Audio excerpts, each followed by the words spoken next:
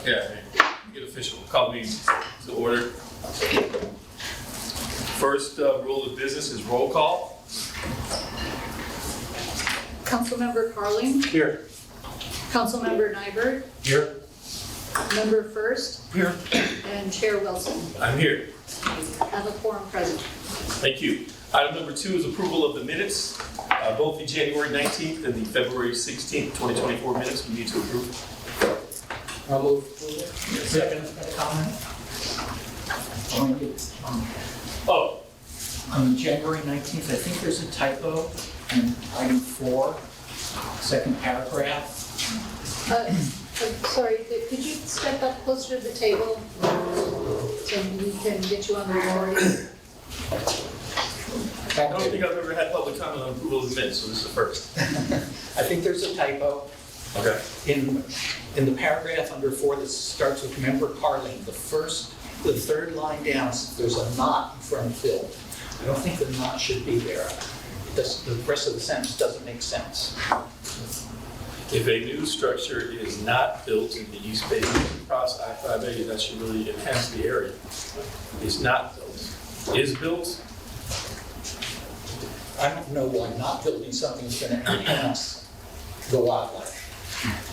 If it is built, it could harm the wildlife, but I don't think the sentence makes sense as it's written. Yeah, it's your member Carlin.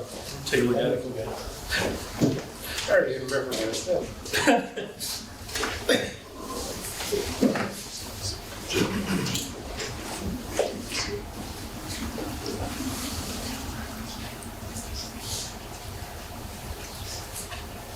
Yeah, that's right. I was talking about RCD and the fact that they talked about putting these wildlife structures to help wildlife cross them. And it was, if a new structure is built in this big, that should really enhance the areas that are used by the wildlife. Yes.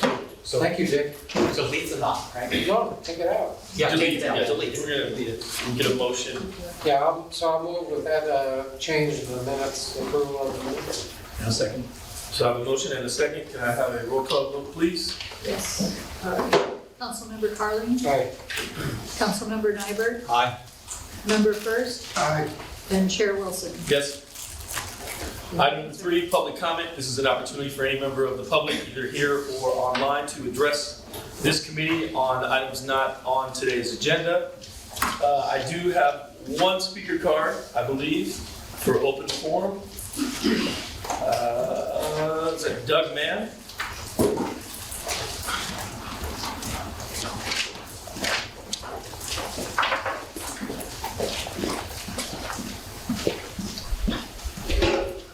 Thank you for having me here and allowing me to speak. First of all, I'd like to acknowledge, thank Liz, who gave me a full,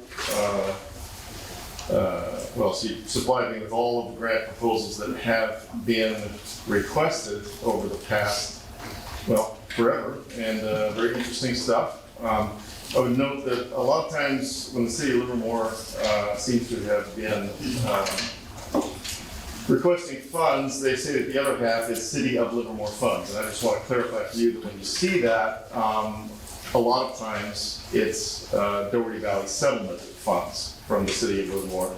And we have an interest in that. So you might want to ask that question. If you see City of Livermore funds, you might want to ask, is that really Doherty Valley settlement funds, just for clarity.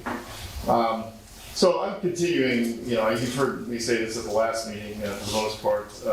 I don't believe the City of Livermore really is the best party to purchase any of these parcels. They're not in the city, and the City of Livermore really can't afford right now, in my estimation, to take on these extracurricular activities that really have nothing to do with city operations. It's county land. Normally these would be parks departments or other entities that would steward these kinds of things.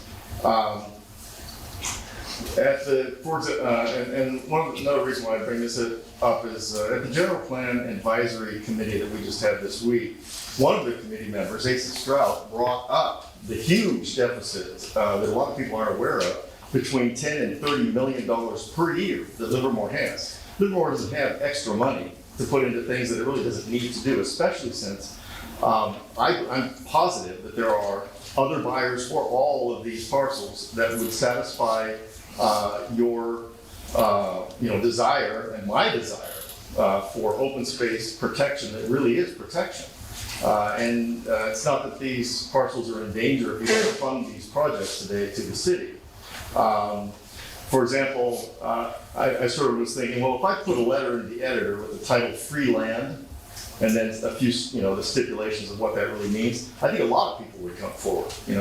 I know you've done outreach in the paper in terms of articles and that kind of thing, but I don't know if that's really reached enough people to realize that, yeah, I could own this thing and I could protect it, and I think there are people out there that would. I already believe I know of buyers for all of these parcels. I'm not going to bring anything like that to you today, but I did bring you, or I did make one party well aware, I can't see the clock, well aware of it, which is the Capstone people, which you'll hear from.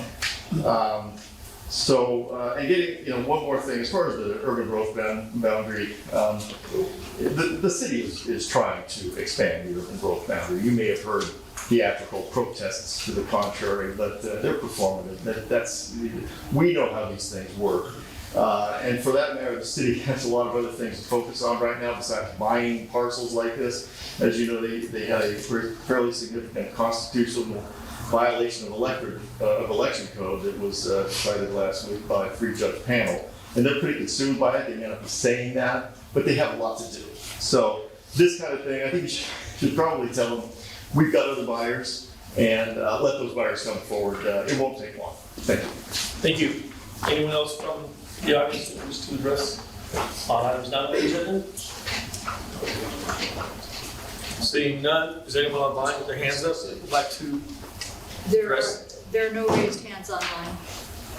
Okay, I'll move to close the public comment and move on to item number 4.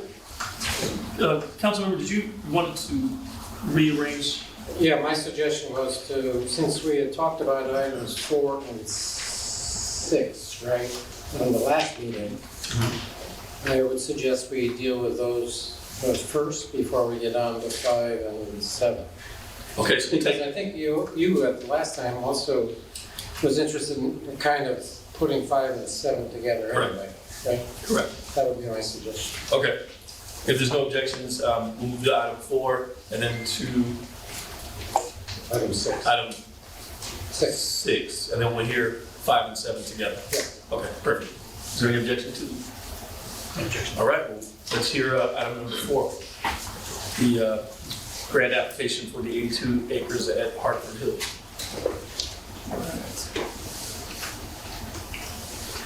And to the council member's point, we did have a full presentation at the last meeting, so I don't know if you have to go through every slide again, but for the folks that weren't here last time in the audience, maybe just a simplified overview would be helpful. Okay. And also addressing some of the concerns or some of the discussion, the points made by the public as well as some of the folks on the committee. Absolutely. Let's wait for the presentation here.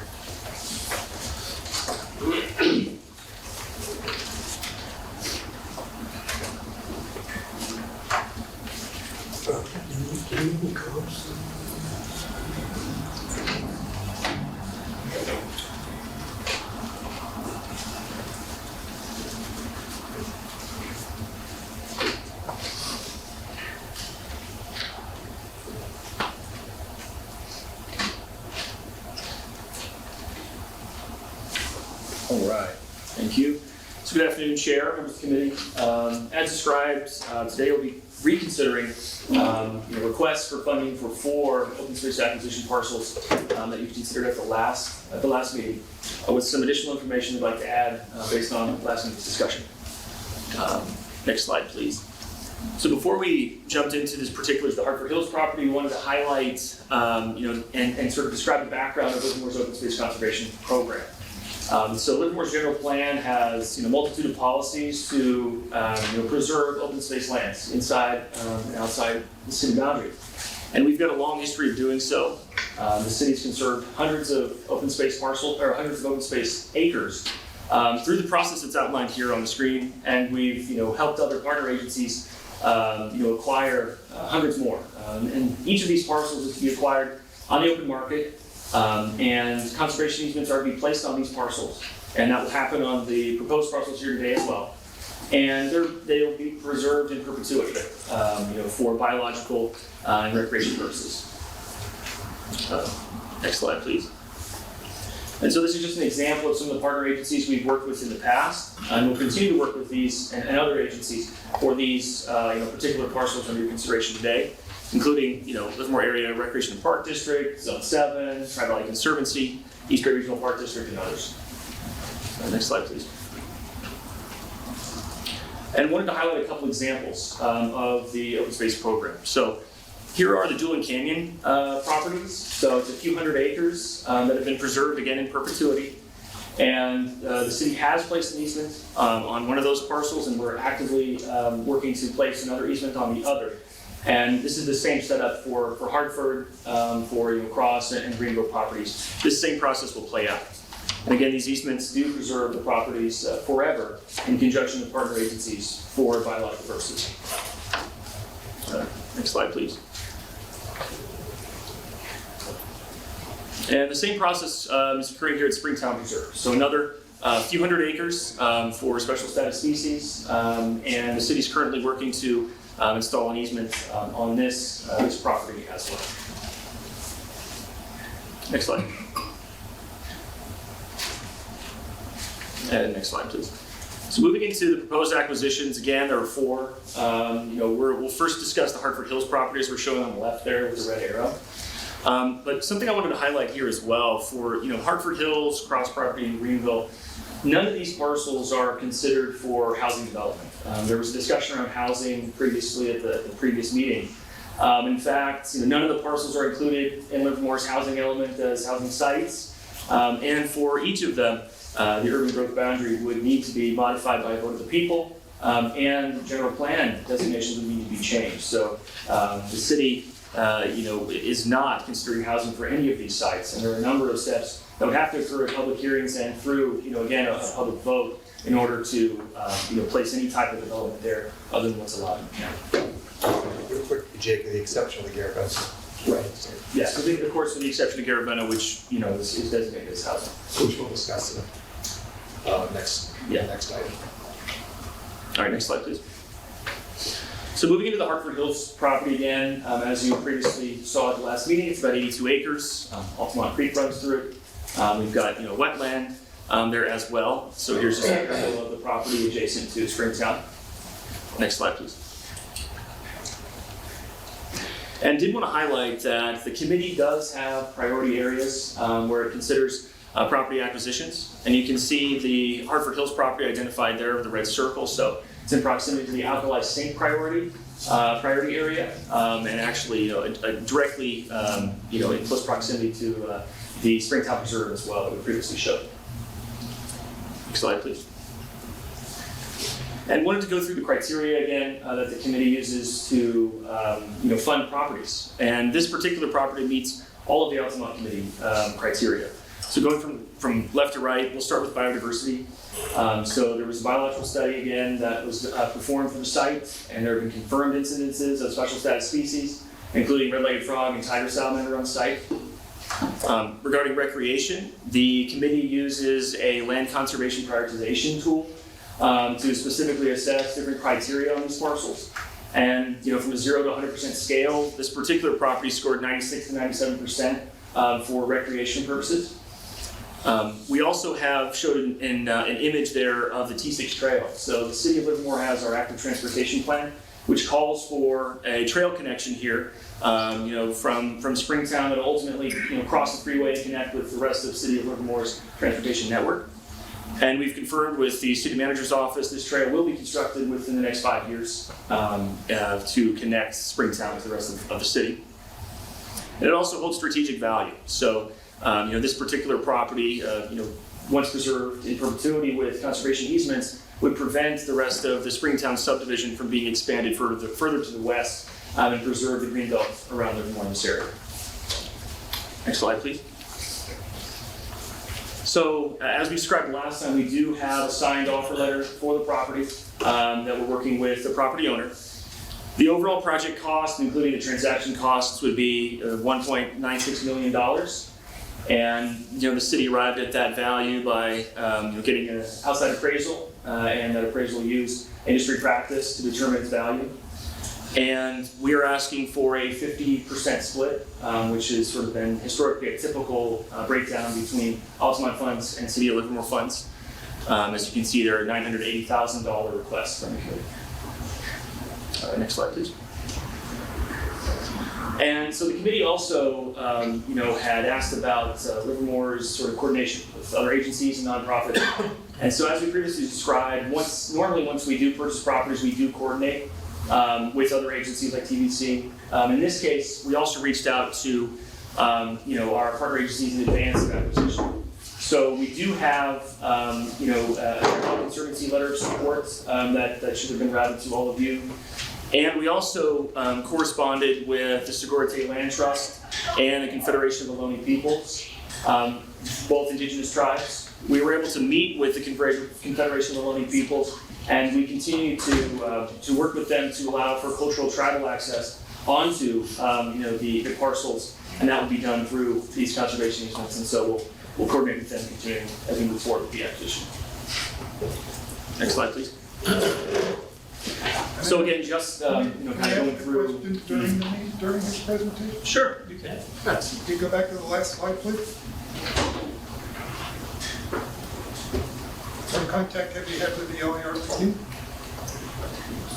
So we had a coordination call with LRPD about trails development and parks development.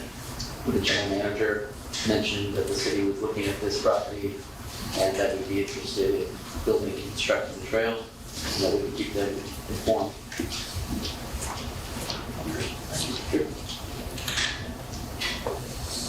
So again, just as a recap, we do have a willing seller here. We do have a signed offer letter.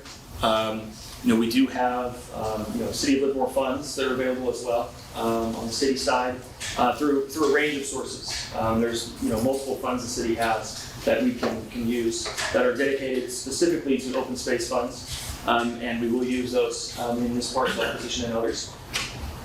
We, again, have native biodiversity value, non-motorized recreation value, and strategic land value on this parcel. Next slide, please.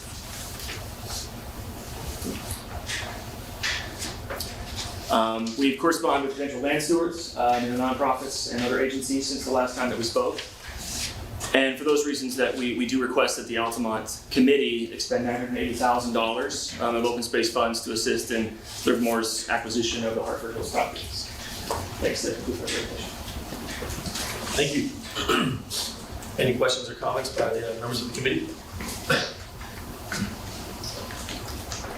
We have public comment?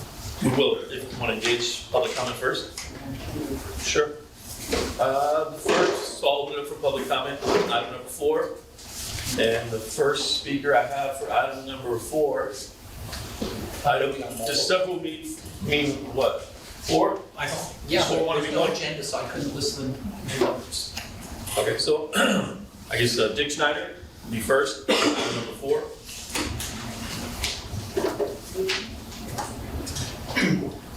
Thank you. As I mentioned my concerns last time of the balance between protection of the biological values and the recreational values, and whether the city is really equipped to handle that balancing act, whether the city is just spread too thin to get to a parcel that's on its periphery and making sure that those values are balanced. Now, I understand the conservation easement idea and that there will be a stewardship fund and that it will be examined.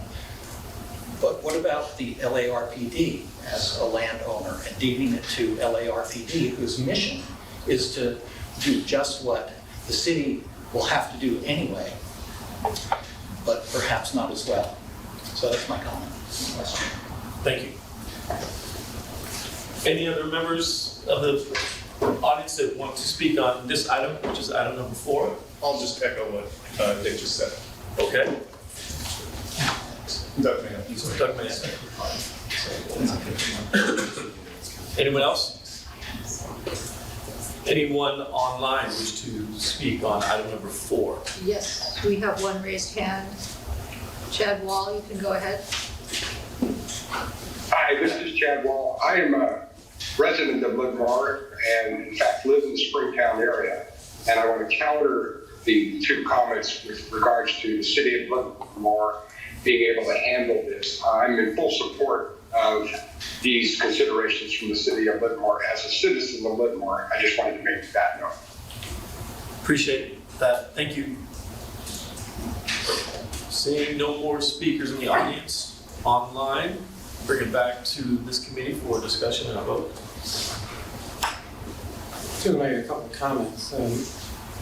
I appreciate Mr. Mann's concern about our fiscal responsibility in the city of Livermore, but I remind him that's up to city council and the leadership of the city to deal with that. These funds would not come from general fund. Is that true? So there is no, irrespective of whether or not we have a deficit, to your point, within the city, that happens to be with the general fund and not with the funds that would be associated with this. The other point is whether we can walk and chew gum at the same time as the city. I certainly think we can. I mean, we do this all the time. We're constantly balancing various legal and legislative issues with the needs and the interests of the public. That is the residents that live in Livermore. So I think that those are all red herrings. And I'll make a motion that we approve the request from the city of $980,000 for the purchase of this property.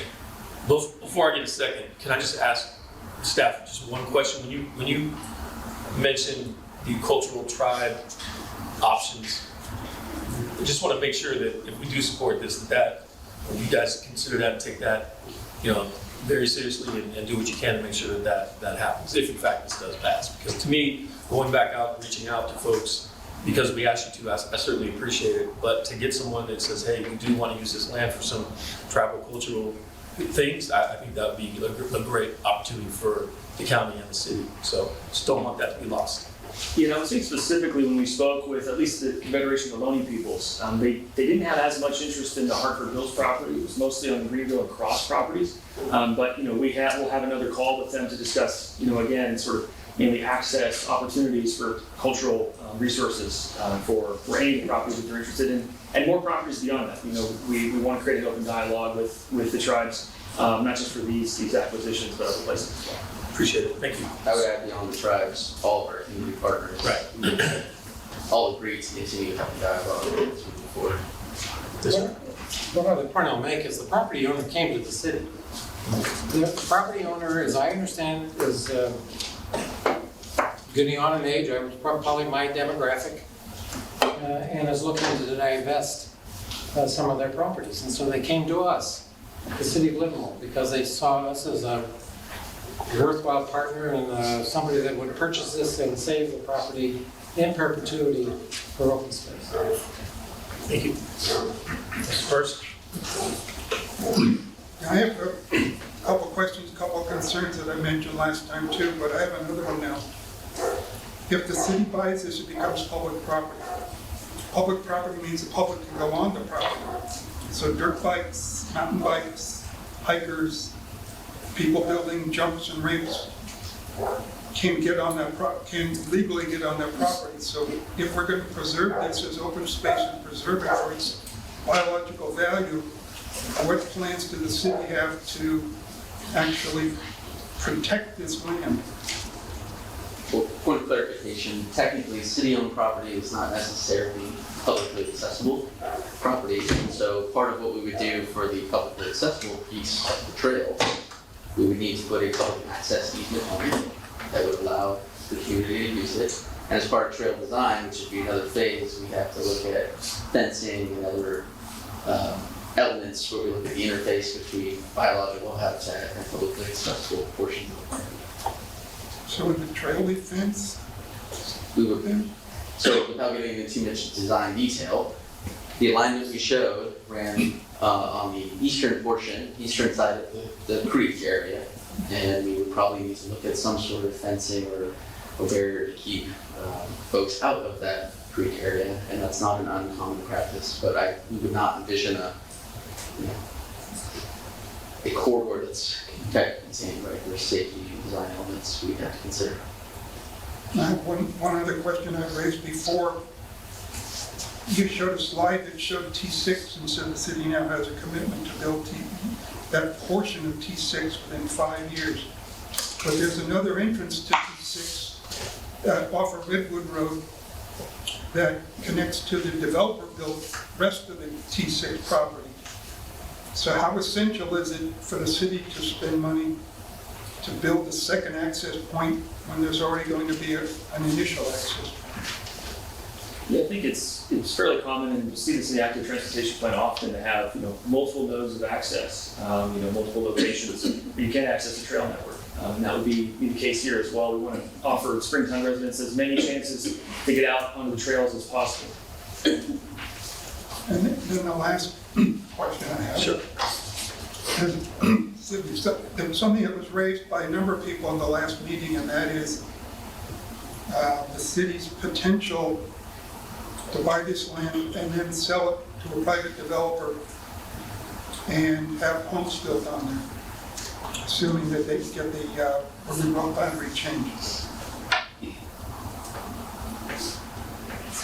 What, without you having already contacted and worked out an agreement with either one of the Native Peoples, Tri Valley Conservancy, or the LARPD, what assurance does this committee have that you're going to keep it as open space? Because you haven't got an easement on it yet, and to my knowledge, you haven't even really started serious talks about getting an easement. Once there's an easement, then it cannot be sold. But until that point, it can be sold. Yeah, so I think there's a few different things. I mean, so again, we've got a long history of conserving properties, and we would pursue the same steps we have on those properties on this one. And secondarily, we've got the Surplus Land Act, that prevents us from just selling property straight to a developer that's public property, and a host of other requirements, like we said, around urban growth boundary, change in general plan designation. And each one of those steps also require public hearings. And so, that's not the city's plan for this. We do intend to conserve it in perpetuity. So isn't there something else too? The obvious, you would have to change Measure D, and that would be a vote of everyone in Alameda County. That's a big Herculean task for anything.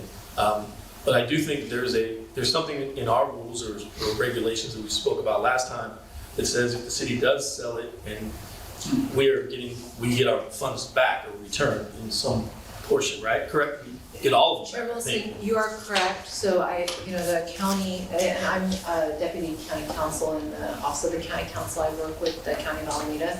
County of Alameda holds the open space account under the settlement agreement that establishes the account. And as such, when a grant is approved and has gone through all of the approvals, the county is required to transfer the funds to the approved grantee, and that is pursuant to a grant agreement. And it's a fairly bare bones agreement because we have that obligation to transfer the funds once the approval is made. However, it does require, consistent with the settlement agreement, that the property be maintained as open space, and that that provision survives termination of the agreement and close of escrow. And should there be a breach of that, then among any other remedy we may have at law, the funds are returned. So there's a contractual requirement that funds from the open space account, when we grant funds from the open space account, that the property that is purchased with those funds be maintained as open space consistent with the settlement agreement. Thank you. I'll also like add that each community in the state is required to build a certain amount of housing. And Livermore has their own RHNA, which is Regional Housing Needs Assessment, expectations over the next 6 or 8 years, whatever this element is.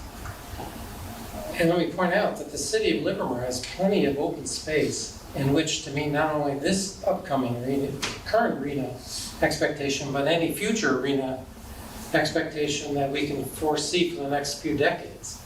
So there's no limit in terms of our ability to meet arena with the existing space within the city limits. So at least at this point, I don't see any reason why the city would ever think about selling this property to some developer to put up housing. There's just no need. So there's a motion on the floor. Chair, Yes. before we proceed to a second and motion, vote, could I just have, for the record, clarify my voting status as representing the western part of the district? Yes, according to the terms of the settlement agreement that created the committee and established the procedures,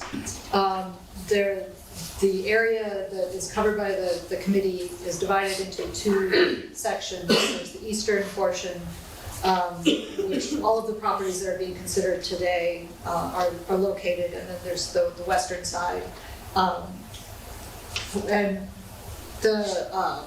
only the members of the committee that represent the part of the area in these two sections votes on applications in the two sections. So because the properties are near the city of Livermore, within the eastern portion, only the county, Sierra Club, and City of Livermore members will vote on these applications. Okay, thank you. Thanks for That means I'm not voting. That's okay. Put in your 2 cents. Right. Sure. So do I have a second on the motion? Do the people ask? Well, I'll second the motion. So with the first and the second, can we move to a roll call vote? Councilmember Carling, Aye. Member Furst, No. and Chair Wilson. Yes. The motion carries. So we're gonna move on now to item number 6, correct? Yes. That will be the presentation and consideration of a $850,000 revised grant proposal for 32 acres at Garaventa Hills. The last meeting, I believe, we decided to make a larger offer to the owner. So I guess your report would be the status of that offer, right? Okay. So at the pleasure of the committee, I can go through the whole presentation I went through last time. It's sort of long because there's, as you know, some legal complications with the property. Or I can just go and talk about what we've done since last meeting. I would ask what the pleasure of the committee is. I think it's good if you do just a really quick overview and then go right to where we're at and what you guys have done since the last time we met. Okay, happy to do that. Thank you, Chair. Next slide, please. That's not the right sense. Oops, sorry, we have to go past this presentation. Mine's next, we're all in line on the, sorry about that.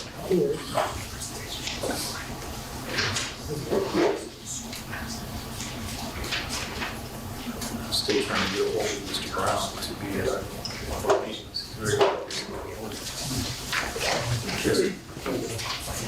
All right, thank you. Again, good afternoon, members, chairwoman, and members of the committee. My name is Steve Brown. I'm the acting planning manager for the city of Livermore, and I'll present the Garaventa Hills project. Next slide, please.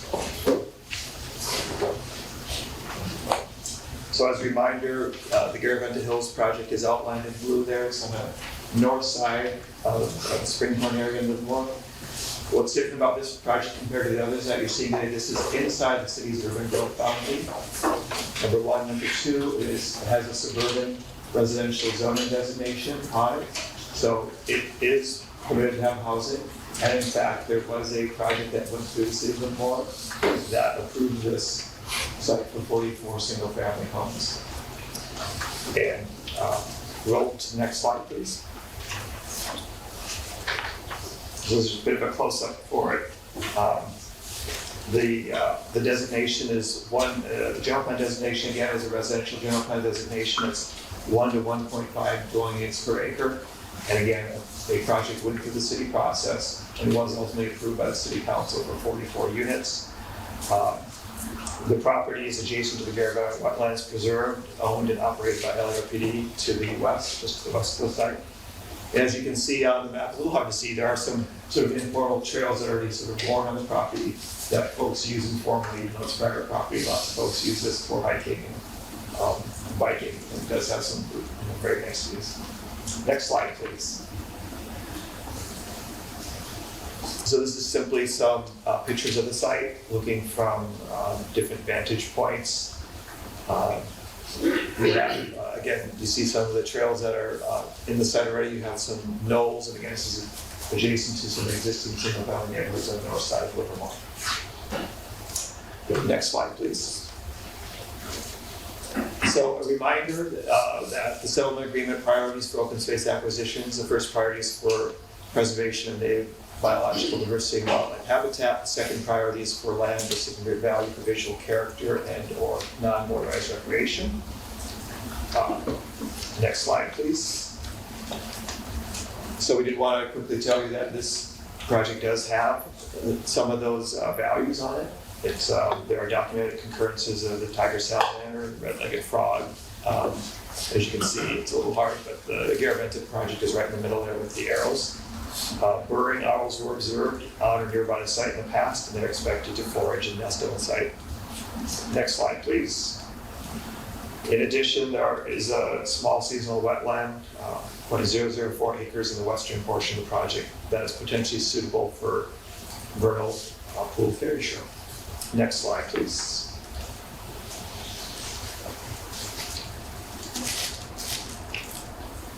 So we did use also the mapping tool that we can use to see how it rates, and it is visible to a smaller, more localized area of the surrounding homes from the Altamont Creek and from Vasco Road, and the site has a 0.24 rating for view shed on the mapping tool.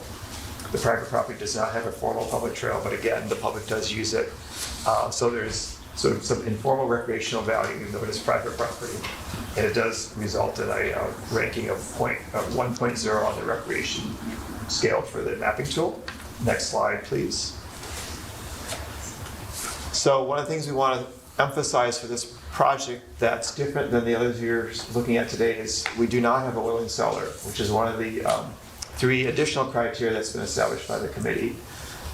We mentioned the first 2 a couple slides ago. You have also strategic value and land protection, additional funding sources, and number 5, willing seller. Next slide, please. So what we've done is we've sent formal requests to the landowners to buy the property at open space value. You see the history here, recent history. We sent letters on February 2nd, offering an open space value of $868,000. They declined that offer. Then we sent a second letter asking if they're interested. So go ahead, Chair. No. I gave the wrong information to a member of the audience. I thought we offered 1.7. We did at the bottom one. 1.74. We started with this, the offer of 868, and then based on the committee's direction, the last 2 bullets are we offered it very recently at double that price, 1.7, and they I thought again it was 1.74. That's the It's 1.736. 960. Oh, we're rounding up. Yeah, 1.74 is really close. All right. So we. I understand. Okay. Again, February 8th and 13th, we asked if they were willing to consider an offer from the city at the suburban residential values, and they declined that offer as well. Again, citing that they're in contract with Lafferty Homes to build, and they want Lafferty to be able to move forward and complete that process. And so again, recently, based on the committee's direction at the last meeting, we sent another letter offering our open space, offering at open space value, but doubling our first offer. And they again declined and asked that we do not send them any more letters.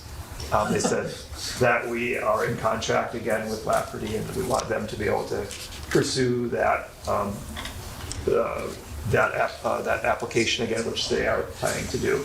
And so that's where we are with this particular property. So we do not have a willing seller. Next slide, please. Again, but we are making a formal request to ask the committee to act on this request, and here's the latest, which is at that latest offer of open space value, almost 1.7 million. That's sort of the breakdown of how we'd be asking for money from the Altamont Fund, which is about 850,000 we'd be asking for, and the balance would come from the Doherty Valley Settlement Agreement Fund, which, as mentioned earlier, is a fund that we confer with the Citizens for Balanced Growth, but the final decision on allocating that money is from the Livermore City Council. So that's a quick wrap up of staff's presentation. Happy to answer any questions you may have. Appreciate it. Any questions or comments by members of the board, the committee? I just have a question. Yeah. If the committee were to allocate the funds, would they be held by the committee until such time as there is a willing seller, theoretically, if that ever were to happen? Or should they go to City of Livermore and just be held in trust, or how would that work? Mr. Wilson, maybe? Yes. Just again, to refer back to the grant agreement, there are some specific terms that are in our standard agreement, including that usually there is a closing date that is set, and that is something that I believe is determined through discussing with the grantee, but there is a date certain by which the sale is to close, and if it doesn't, then the grant funds are to return back to the county. Referring specifically to the deal with the current owners of the property. Right? The amount would be encumbered by the agreement up until the point of return. So that would not be money that I think this committee could expend on other things. That would be that you'd have an opportunity cost there, because the money would be allocated for this agreement after the agreement is signed. However, as a condition of the agreement, they would need to close the sale by a specific date. And if they fail to close the sale, the money would return. I see. Okay, thank you for clarifying. Any other questions or comments from the committee? Just, when this 44-home project was approved by the City of Livermore before, what mitigation did, if any, did the owner propose to take in regard to the species of concern? So the project, when it was approved, has an EIR, Environmental Impact Report, that was approved with it, that has a long list of mitigation measures. I have to admit, I don't have it in front of me, so I don't know specifically what mitigations were for the species, but in order for us to certify that, we would have reviewed it very carefully to make sure it meets all of the state standards for CEQA, and that all of the mitigations were appropriate for the impacts of the project. And so to add a clarifying point, there was a proposal to preserve an 85-acre parcel south of the Springtown site that Mr. Potter showed earlier. That was going to be used to mitigate the Garaventa Hills project. I also don't remember the details, but we had Fish and Wildlife look at it back when we approved it, when we, the City Council, approved it 5-ish years ago, That's correct. for example. And so Fish and Wildlife has looked at this as well and approved the mitigation. Well, considering this offer that we're making is about $9 million short than what they probably would be getting if they were to develop that acreage, I'm surprised all you got was don't contact me again. Because that's a substantial lowball amount. I mean, from their perspective, I would imagine. Any other questions or comments? You mentioned that trail that I see people using all the time. Was that an actual city created trail or the neighborhood created trail? Because it looks like they just, after years of using it, it became a trail. Yes, we considered a social trail that is just worn down from use. Yes. It's not a formal city trail. Including jumps. It's pretty, I've seen Really torn up. motorized vehicles, dirt bikes, which I rode as a kid, but don't do that anymore. Just to comment to Mr. Nibert's question, this property started before I was on City Council, so back in like 2014 or something-ish like that. And at that point, it was 80-some homes, or 70 or 80 homes. Anyway, the city council at that time, again, before I was on city council, asked the Lafferty to go back and reconsider that based on the comments from the residents and so on and so forth. And they reduced the size to the current of 40-some homes, and that allowed them also to save some of those promontory hills that you see there, which they originally had planned to grade out. There's also a concern about egress in the case of a fire from that property, and so the developers also had put in an emergency egress for the residents there. So I think that there's been a number of other mitigations that have been addressed over the last decade or more regarding this property. Gotcha. Okay. Anything else before I open it to the public? So I will open it to the public. I have two speakers here. I'll start with Doug Mann.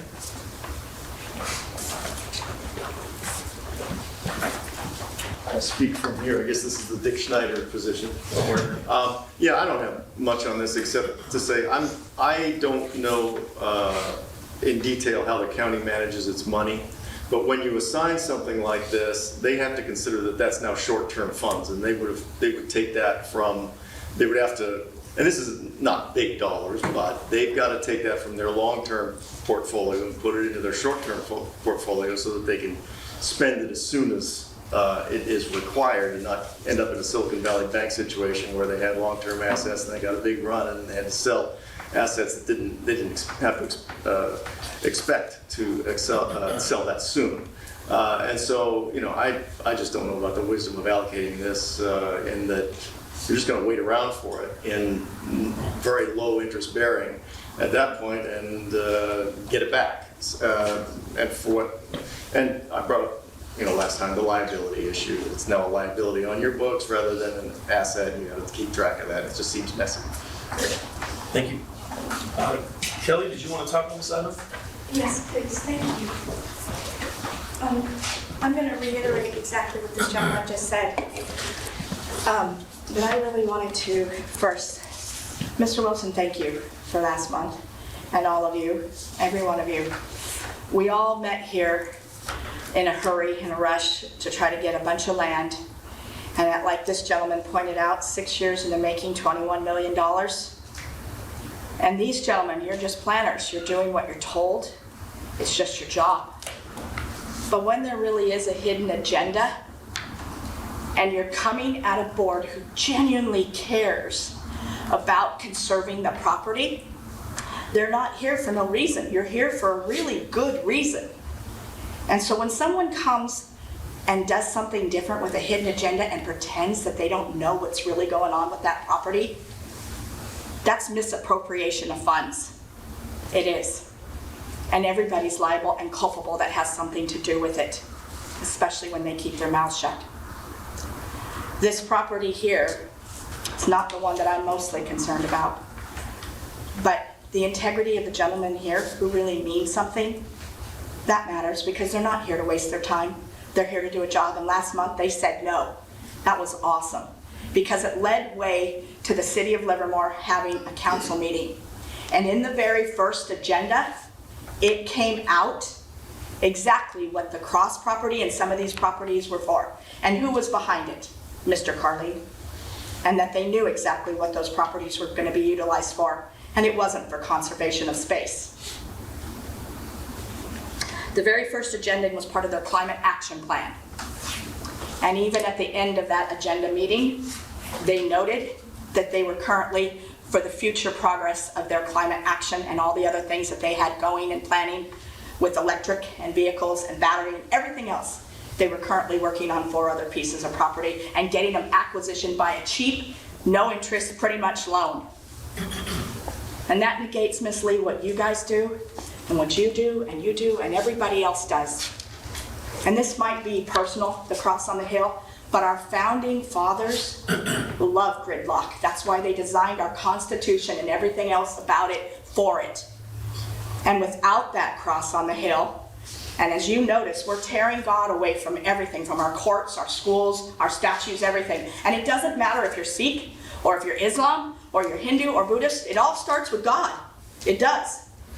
And it starts with a man's heart and integrity of what he chooses to do about the right things, because you're here for a little while, not forever, but what you do here makes a difference. And I actually call to make some changes and reforms so that this can't happen again, where people like you are put in a position where you have to come in and propose something, knowing full well that you want that land for a different purpose. You're stuck in a rock and a hard space trying to do your jobs. But that shouldn't have to happen. It should not have to happen. So if we put some reforms in this grant money and safeguard it, and even suggest to remove from office anybody who tries to deceive their colleagues and anything else, I think that's a really good idea, because I believe that your intents are good. I do. And I, for one, commend the people whose hearts are with God, because that cross belongs to all of us and it is conserved right. Ma'am, I And think this you're talking property about here? the cross property, Yes. which we'll hear And this here in a other minute. property here? But you gotta stick your, you gotta Yeah, stay with the item stay that with- you're speaking with. So, And I thank you, believe your Mr. time Wilson. is probably up now, so thank you. This property here, they've already been told no, they've even doubled the money. So what's to stop them from taking the money and using it to buy the cross property outright or anywhere else? What's to stop them? Nothing. Okay, We thank need you. safeguards put in place. I appreciate it. Next speaker, Dick Snyder, did you want to speak on this item? Because you just wrote several. Can I ask a question? Yes. It sort of applies to all the property in all of Livermore. I've been scared by some of these kids on e-bikes. Are those considered motorized vehicles? Because they fly by at 40 miles an hour. Yeah. And I know everyone's probably concerned about it, but I just wanted to It's bring not it the up. purview of this committee. Yeah. What's But I that? appreciate It's it. not the purview of this committee. Well, it could be for all Alameda, right? Right. Did you want to go ahead? Yeah, I'm sorry. Robert. So my question is, the owners have made clear that they're not interested in selling. Why is Livermore here?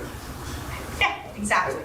I can maybe clarify, Chair Wilson. So Please, I left clarify. out, I said this the last time, I apologize by going through it a little bit quicker today. I left out, I think, a really important fact here. Because of, once it was approved, again, a suit was filed against City of Livermore by Save the Hill Group. And so let me just read a couple things to kind of remind folks the context of why we're even here. So the Save the Hill Group filed a lawsuit challenging the environmental impact report certification and approval of the project. The Superior Court denied the group's challenge. Save the Hill Group appealed, and in 2022, the Court of Appeal reversed the Superior Court's decision. The appellate court ruled that the no project alternative in the EIR should have considered preserving the project site as open space instead of developing it, using potential funding from the Altamont Landfill open space account and open space funds from the Doherty Valley Settlement Agreement.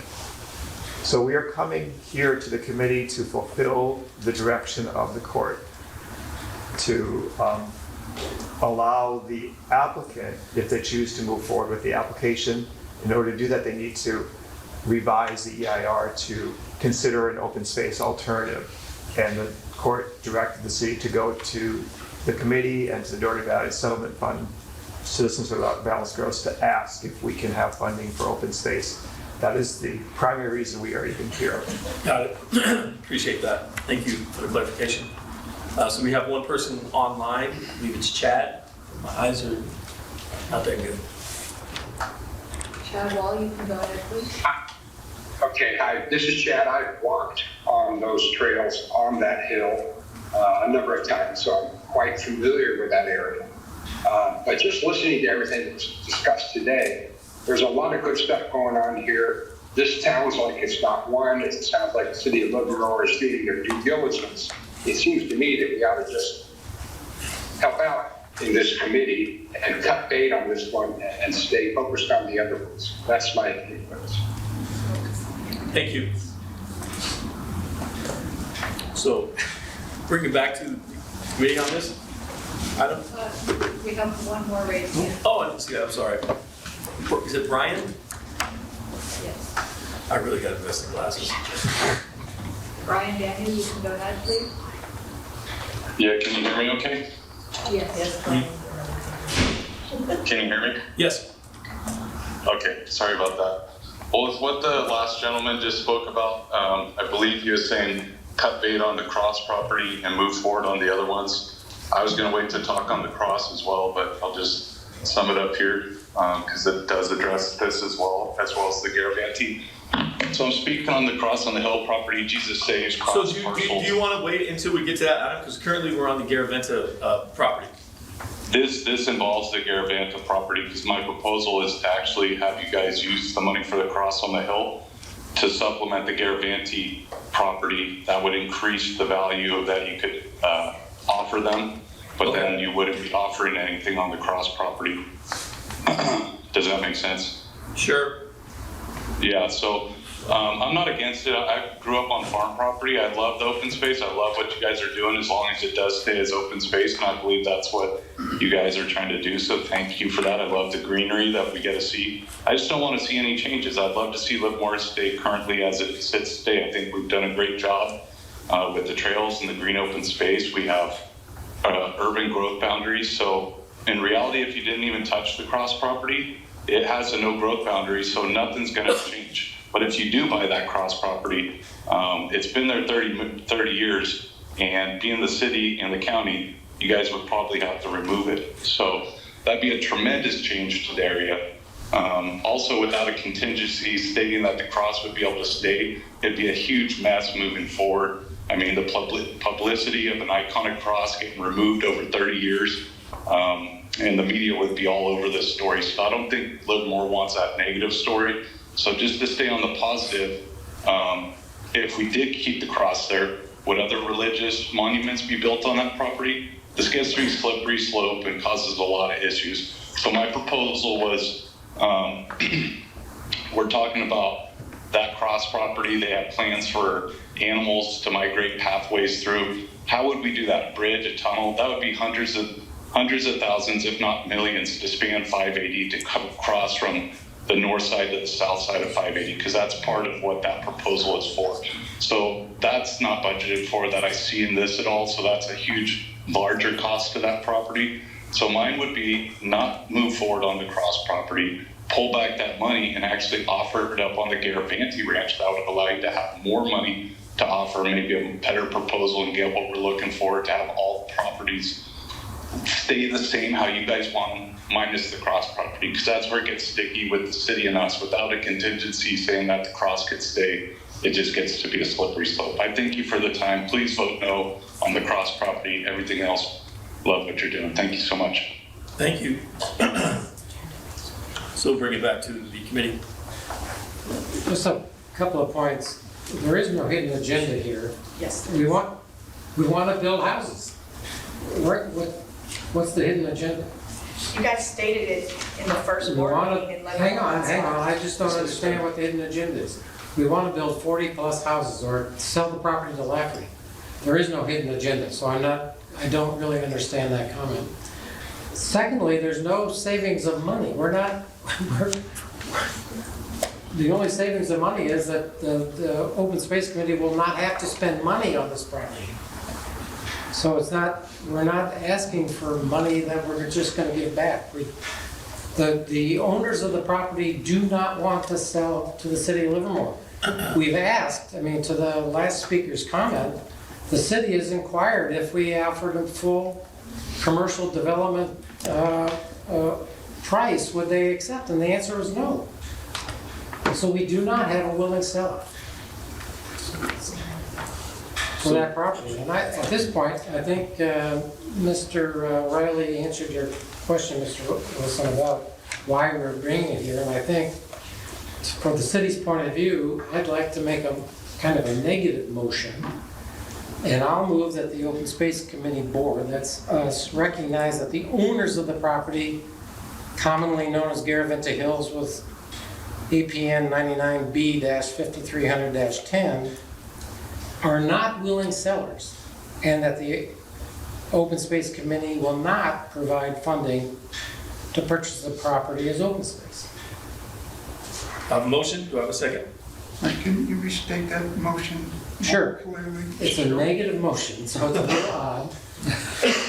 I'll move that the Open Space Board, that'd be us, recognize that the owners of the property commonly known as Garaventa Hills with APN 99B-5300-10 are not willing sellers and therefore do not meet our criteria, and that the Open Space Committee will not offer funding to purchase the property as open space. So clear? Yeah. Okay, so I have a motion on the floor. Do I have a second? Second. So I have a motion and a second by Mr. Furst. Can I have a roll call vote, please? Councilmember Carling, Aye. Member Furst, Aye. and Chair Wilson. Yes. Motion passes unanimously. So we're moving on to item number 5. Do we want to take 5 and 7 together or separately? The only reason I'm asking is people want to comment on both. I think it should be separate. Separate? So we'll hear number 5 first. So Cam Purell, one of our associate planners, is going to present. I think your PowerPoint actually is kind of covering both. Okay. Because they're so linked, if you don't mind, then you can certainly take separate actions. We'll take separate actions, yeah. Is that correct, Cam? Yeah. Okay. And then we'll have to roll to the PowerPoint here again.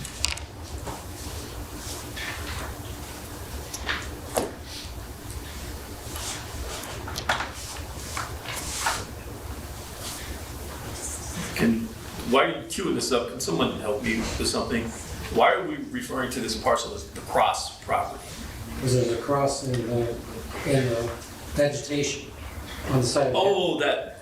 Yeah. Oh, okay, good. Okay, all right. I was trying to look for the owner. I'm like, these things are not crossed. That's right. You guys seen that many times, yeah. I'm not yeah. Distracted by that. It is a good question, though. Here before we leave. Well, good afternoon, committee. City of Livermore is seeking to acquire in-fee title of approximately 125 acres at 18 Greenville Road and 32 acres commonly referred to as the cross property. Both properties are located in the Altamont Wildlife Corridor. Next slide, please.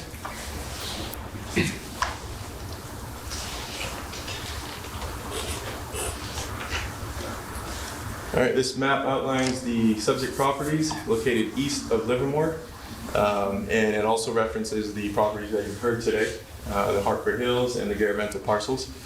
Both properties are located on opposite sides of 580. The cross property is located to the north of 580, and 18 Greenville Road is located to the south. Next slide, please.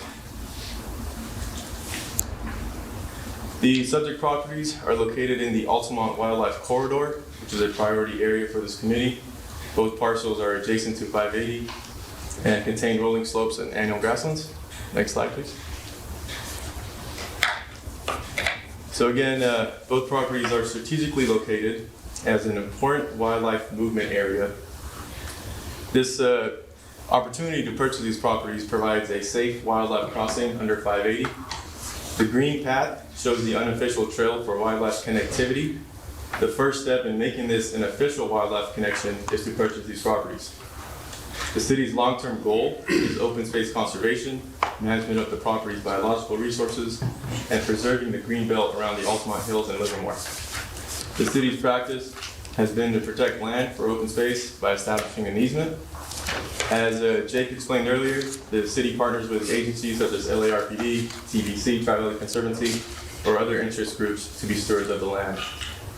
Recently, the city met with Tri-Valley Conservancy, Save Mount Diablo, and the Alameda County Resource Conservation District, and shared our goal and vision for these properties. Next slide, please. Habitat and species maps from the California Natural Diversity Database indicate that both properties are within the vicinity of federally designated habitat for the California red-legged frog and potential upland habitat for the federally designated California tiger salamander. Next slide, please. The property is visually prominent from I-580, and according to the committee's prioritization mapping tool, the property receives the highest ratings for bird areas, critical linkage, and recreation in addition to mid-level ratings for visual quality. Next slide, please. The UC Davis Road Ecology Center and the Alameda County Resource Conservation District presented the Wildlife Presence Final Research Report January 19th to this committee. And I would like to have Fraser Schilling, who should be a participant, speak to this slide, please. And if he can be unmuted and speak on this one.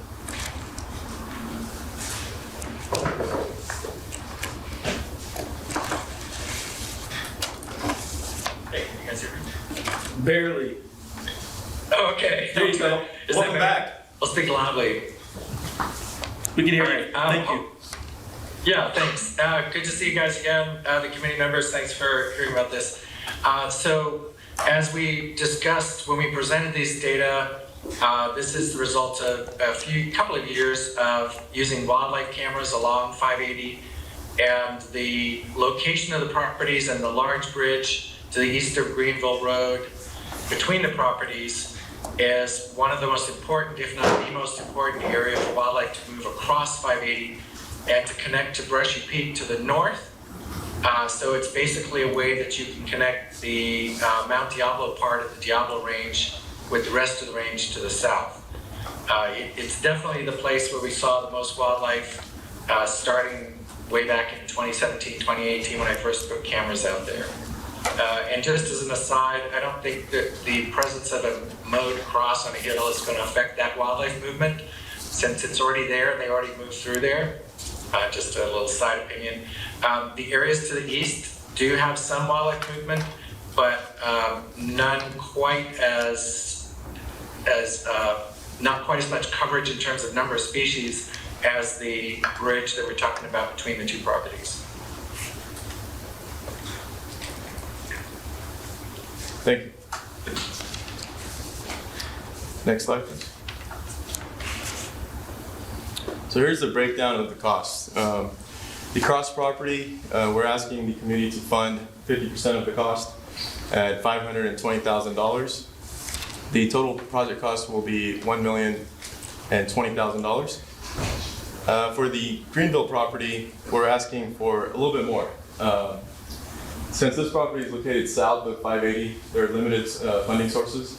The 18 Greenville Road property is not eligible for TDC funds or the Doherty Valley funds since it's located south. So the city will contribute $400,000 from our open space funds, and we're requesting $1,740,000 from the committee to acquire the property. Next slide, please. As Jake mentioned earlier, we did reach out to our partner agencies to get their feedback and assistance on these purchases, and we look forward to partnering with these agencies. Next slide, please. So the committee's funding criteria is to have willing sellers. We do have willing sellers, and we have signed contracts with both property owners. Additional funding sources, we will be providing 50% of the funding for the cross property and close to $400,000 for the Greenville property. Both properties have native biodiversity value, non-motorized recreation value, and strategically located for land protection value. Next slide. Again, like mentioned, we've corresponded with the potential land stewards, and we've provided a brief update on that during Jake's presentation.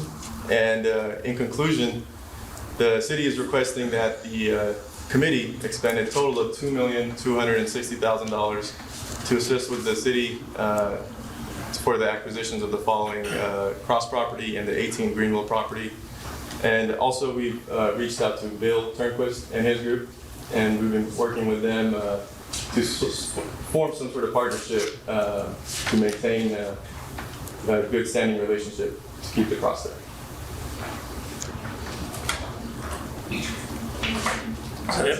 That's it.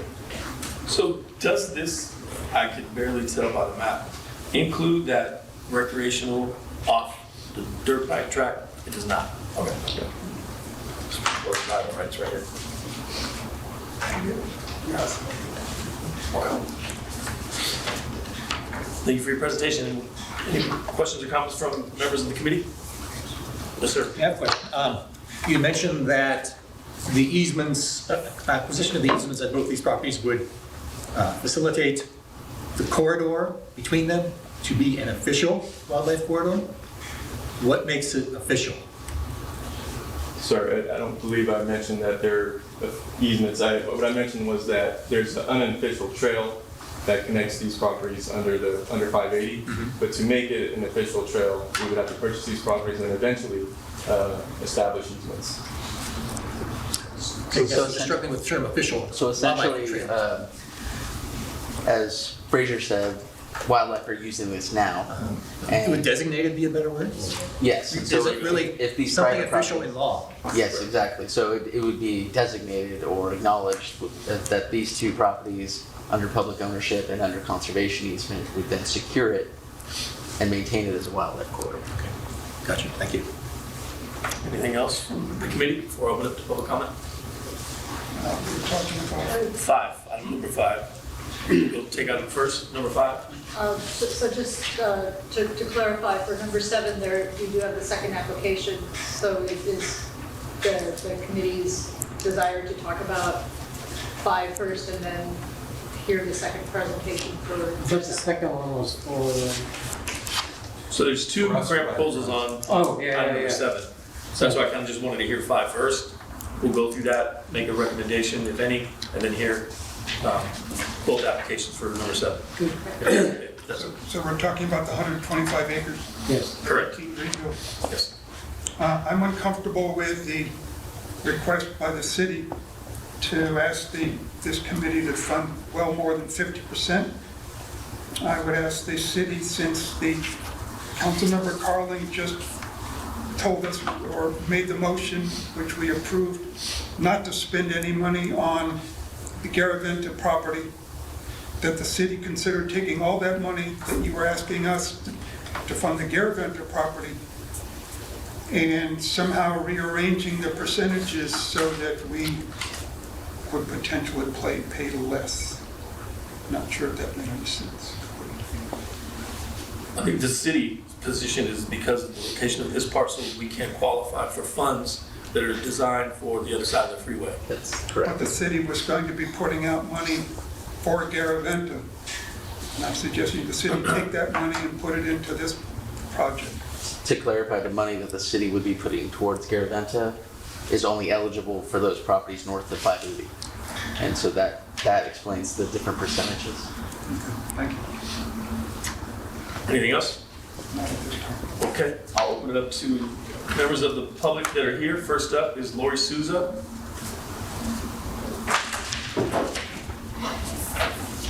Thank you, Chairman Wilson. So I'm Lori Souza. I'm the immediate past chair of the Tri-Valley Conservancy, but I'm not here representing TBC today. I'm just representing myself as a citizen of Livermore. So I encourage you to approve the grant funding for the City of Livermore to acquire the parcels north and south of the 580 to be preserved as open space and used for a wildlife corridor. And I believe those are items 5 and 7. These parcels are important to protect wildlife and to provide a vital wildlife corridor, and that's why it's really important they be conserved.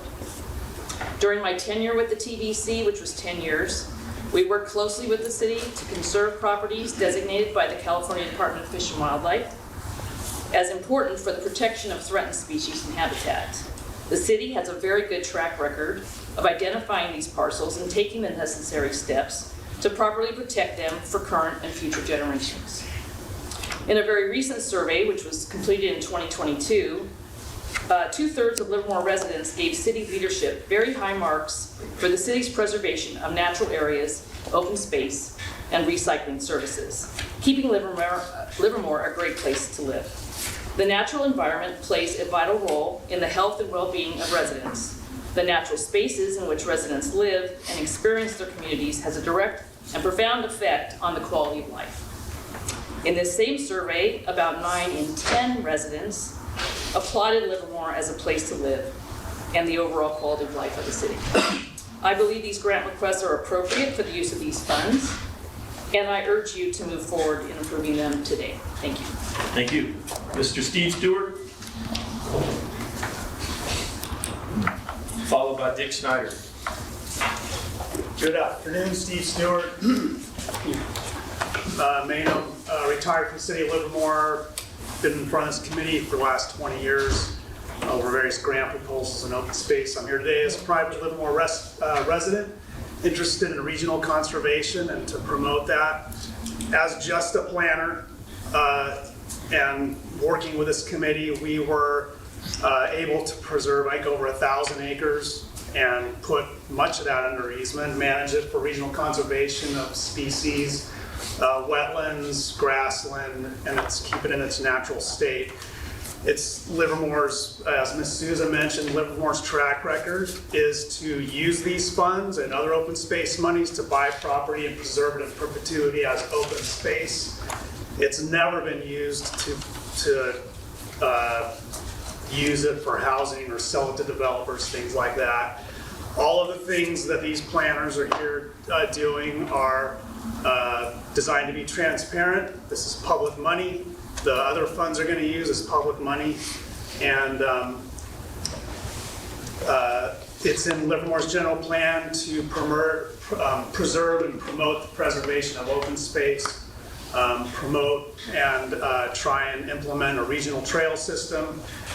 And these properties here check all those boxes. And I want to lend my support to it, appreciate the work that's gone into it. This is one of the first steps. Once a property is acquired, the city typically works with a number of partners, like we've mentioned today. They've mentioned today, Livermore Area Recreation Park District, East Bay Regional Park District, Tri-Valley Conservancy. And in addition to conducting wildlife surveys, geological assessments sometimes, biological assessments, all those are taken into account, tried to put it into a management plan. Then there's typically a permanent funding source that will manage the property for those resources, including trails, wildlife species, in perpetuity. And to establish trails or parks or staging areas on any of these properties, which some of them have done in the past, it takes time. In East Bay Regional Park District, for example, we've worked with them, the city's worked with them many times, bought properties, and they put a staging area on them. The first thing they do is shut the property down, develop a plan to make sure it's safe. You can't just buy a property and then open it up to the public. So then you have people falling into creeks and off of ravines and stuff like that. So the first step is to make it safe, and then develop your trail plan, species management plan, and all that. So anyways, just a little background based on my experience, and appreciate the efforts here and would support the use of the money for those purposes today. Thanks. Thank you. Dick Schneider. Followed by Juan Martinez. My question is, we've heard that this is an excellent property for its biological values, its migration corridor, et cetera. It certainly is. What we haven't heard is the city's intention, if it acquires the property for what might be recreational value, how it's going to be managed. Because sometimes, again, those things come in conflict. So, and I know Steve said what East Bay Regional Park does, it puts it into a land bank essentially and creates a general plan for a master plan, and then later opens it up. But we haven't heard anything about the city's long-term intention for this property. Is it going to be opened up? Right now it's not available for people to use, and so the land is pretty much intact. The animals aren't disturbed when they go by. What's going to happen going forward? Tell me more about that process. Thanks. Do you want to go ahead and address that? Sure. So that topic actually came up very recently when we met with our conservation partners, TBC, Save Mount Diablo, RCD. We identified that sometimes, as you said, Mr. Schneider, those activities could be in conflict. And so we would need time to address all those issues, find a right balance, and work together. So we identified next steps as keeping a cadence meeting to work through those issues and inviting our other partners like LRPD to the table to express how they would manage that trail or that area for recreation while at the same time making sure we design or enhance wildlife connectivity so they are not in conflict. Thank you. Juan Martinez. Followed by Doug Mann.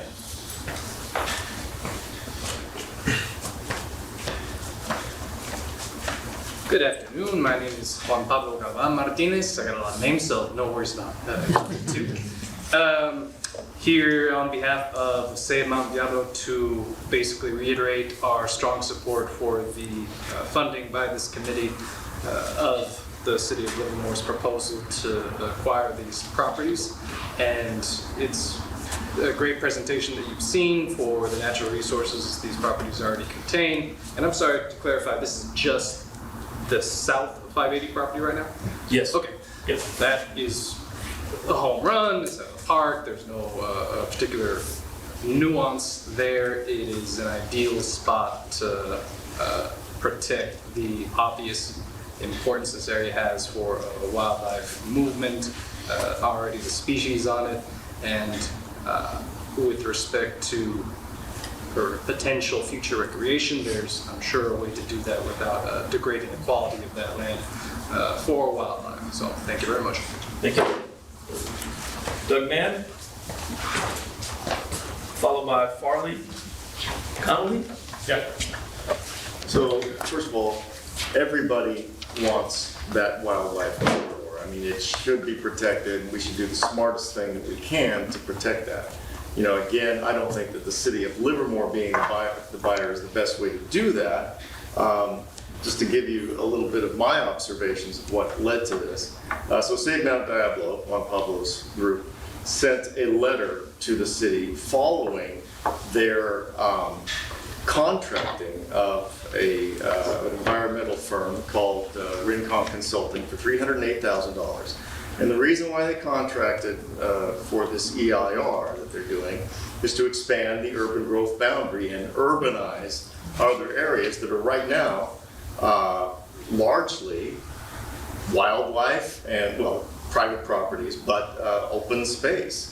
And right after that letter was sent, there was this land grab, all of these applications for the City of Livermore to buy these lands. I think the undercurrent here, I believe, is crystal clear. What they need to do, because the Save Mount Diablo's letter says that they don't want the City of Livermore to expand the urban growth boundary, but if they did, they have to get this corridor. And I believe that's what the city is doing now. They're going to say, look, we have this corridor, and the report that comes out, the EIR, is going to say, the City of Livermore has saved this corridor, so now they can just destroy this over here. And they're not going to say that. They won't tell you that. They're not, they will deny it. Because their goal is to expand the urban growth boundary and expand the size of the City of Livermore by 1,100 acres. But overall, once again, why should Livermore be so concerned about this land outside the city if there are other people that can buy it and do as well or better than them, and it won't cost the city any money? And by the way, earlier when I was talking about money, I'm talking about ongoing operational costs. I'm not talking about the cost to get to buy the land. We know about that funding. But what the City of Livermore does is they do these projects and they end up with expenses every year, and that's why we have the $10 to $30 million deficit that we're in right now. Let somebody else maintain the corridor, not the City of Livermore. Give you a very, very short example of what they do when they have these momentum things going. Isabel neighborhood plan.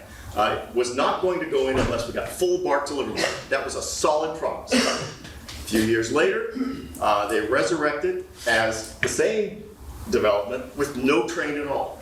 No train required. So these things move. So they can tell you, well, we've never and we're not going to. But they don't know what a future council is going to do, what a future, okay, it's time, my time. No, you're good. Thank you. All right. I appreciate it anyway. Thank you, Doug. Farley Connolly. And that's the last speaker card I have in person. So, hi everybody, I'm Farley Conley. I'm the biologist with the Alameda County Resource Conservation District. I'm kind of saying what a lot of people have already said already, and what Fraser put really wonderfully as the presentation to all of you. This is an extremely important thing for wildlife, especially in this area. That pathway itself, I don't think we expected it to be as prolific as it was, but it really is a prolific spot for wildlife along the 580 corridor. And I think that the idea of protecting it in perpetuity as open space is, even just the way it is going to be incredible. And if working with a group like CIty of Livermore, if they can potentially preserve it as a conservation easement and enhancing it in the next few years, that also could just do wonders for wildlife. Because wildlife will kind of make do with what they have, but if you can enhance it, if you can actually make it where it's even more suitable for them, it could be a really great opportunity. I do want to say that I know we talked about this idea of conservation easements and getting this going quickly and really showing us now. I do think time needs to be spent also developing that. If it's, say, it's a little more, whoever it is that purchases this, the idea of taking time, really actually establishing, talking with the right researchers, talking with the right people to really establish it as and really make it precisely what we're going to do to make it a really great environment for species to use and potentially humans to use. I think that'd be kind of the best way forward. So I'm happy we're not rushing into a potential easement or something like that, because I do think it'd be great to talk with the right professionals to really make sure that corridor is protected in a way that is suitable for species. So yeah, great, thanks. Thank you. So is there, do you see a hand up online? I believe it's Chad Wall. Hi, this is Chad Wall again. I just wanted to add my comments to this. Again, listening to the presentations and all the pros and cons to these procurement of these two properties, I think sometimes we as humans have a responsibility of stewardship, and whether it's Livermore or someone else, has to step up and do the right thing. I strongly support helping Livermore, who has stepped up to do the purpose of these and to provide the funds to help do that. Even if there's never another human that walks on those properties, as stewards of this planet, we should just do it and let the animals have it. But if we can hike on it too, I'm an avid hiker and I love that, but I don't see this is a no-brainer. Don't need God in it or anything else. Just get this done and do the right thing and vote yes to acquire the funding that Livermore needs to get this thing going. Thank you. Thank you, Chad. So I'll close public comment, bring it back to this committee for discussion, motion. Yes, sir. I have two questions. I tried to solve the problem of us paying the vast majority of the money. I was told by Andy that my suggestion was not viable, that used the Garaventa money. I'm still very concerned that the usual breakdown is 50-50, and now we're being asked for, what is it, about 80-20? The second question I have, though, and I need an answer at some point on that, maybe from the committee with suggestions on how we can make it more equitable between the two organizations. But the other thing is you listed the recreational value of this area is very, very high. But taking a look at the map, there's no public access to it. So how can it be a high recreational value if on the west side it's bounded by the canal, north side is bounded by 580, and the east and south sides are bounded by private property? I don't see how the public can ever get on this, so how does it have any recreational value? So when you use the tool, the Altamont tool, it weighs certain metrics and attributes of the property, and so the tool gets input from human beings who are saying the tool gets something to fill out the tool, and if you take a look at the map, there's no public access. So forget the tool, tell me how you're going to get public access. Okay. So real quickly, the tool looks at the opportunity for recreational value, because it looks at all sorts of planning documents for parklands or trail connectivities, and there are regional trails planned through this area. And as Farley and other speakers said, we would have to look at how would be the best way to get people access to this property once acquired. And we would bring in our partners at LARPD, TBC, and others to see how we can make that happen. Yeah, I think on a broad regional scale, if you think about, again, getting folks across the freeway is a huge barrier, both animals and for people. Yeah. So this is one of those good opportunities to get people across the freeway too. And you've got Brushy Peak to the north, you've got Sycamore Grove further down, Del Valle to the south, and we've got a pretty robust trail system in Livermore to make a lot of those connections. So this would be a key connection, a key opportunity. As Andy said, we could work with our partners long-term and figure out some ways to get public access across that doesn't degrade at all the habitat value. But again, taking advantage of this is a great opportunity for people to get under the freeway in a safe way to connect to those big regional parks through our trail system. So we would want to at least look at that opportunity. But your point is well taken, Councilmember Furst, that, and hopefully we're articulating it in the right manner, that there's many steps to actually get people onto to the site, but one of the first steps is acquiring these parcels and working with other agency partners. Can I get a clarification? The green line on these maps that shows a potential wildlife corridor going underneath 580, that actually doesn't touch the 125 acres and really doesn't touch the cross property. So I was told that this is Caltrans right away. Zone 7, I think. It's either Caltrans with the Zone 7 easement. There's a existing access road for the South Bay Aqueduct. And so, if Caltrans is the owner, they're going to grant public access to underneath 580?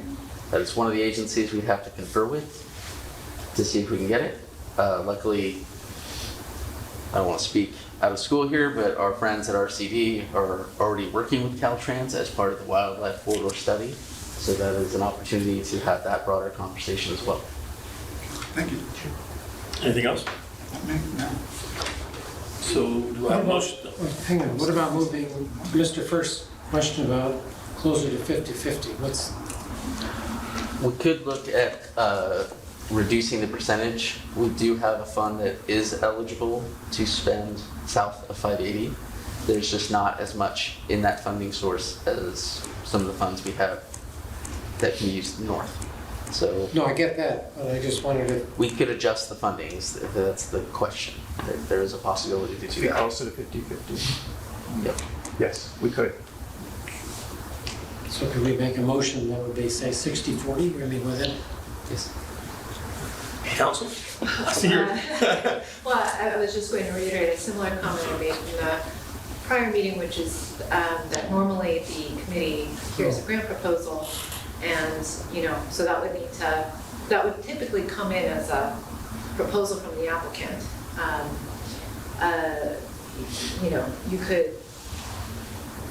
You could conceivably condition, it might make sense to have that, the breakdown of the actual costs come in so that you could have a more concrete number to approve that would then tee up the remainder concurrences and be acceptable to the applicant who is making the offer and has to find the funding. So if we were able to do some math really quickly as staff and present that number as an amendment right now, could we adjust? I think that would be fine as long as it was, there would need to be a number that is requested, 60-40, or if you wanted to present a revised, I think that would be something that the committee could move on, but it would be something that would need to come from you. So pull out your calculator. Yeah, Chair Wilson, are you okay if we do that? And Yeah, maybe I'm present fine the with other taking, item? maybe we can go to item number 8 and hear an update on funding, or do you want to go to number 7? We'll just take a 5-minute break. That's good too. That's fine. Yeah, thank you. Perfect. All right. I'm just worried about time. I don't want to get involved up like We last can do math in 3 minutes. This next podcast will start going for 3 minutes. It was like to be here for a while. Oh, sorry. No, I agree. You should have said that. Sorry. I just want to... That's fine. But I wanted to bring it up, maybe I'll bring it to the council. Did you say what the investigation? But now. I guess it's a city. I mean, we don't have land use jurisdiction in the cities, that's the problem. Otherwise, I would do what I do tomorrow. Yeah, they need parcel trails, and then I gotta deal with these pictures in the park and the whole park. I mean, it's a pain in the ass. Oh, Look, I always been whacked about going out tomorrow. I believe it, it's go fast. There's no speed limit. 14, 13 year old. Yeah. Yeah. Probably, not in the wisest condition either. I worried about that. It does include it just goes back to, man, we're just becoming a lazier society where we gotta have power bikes. Get a bicycle. Like we used to have another meeting. You know what? Pedal. I was 17 and I still ride. That's pretty damn good. That's real good. Hey, not this. No, I know what you're talking about, but it's still, it's a pretty, that's a good ride. It's on our YouTube channel. Really? Yeah, that's cheap. Well,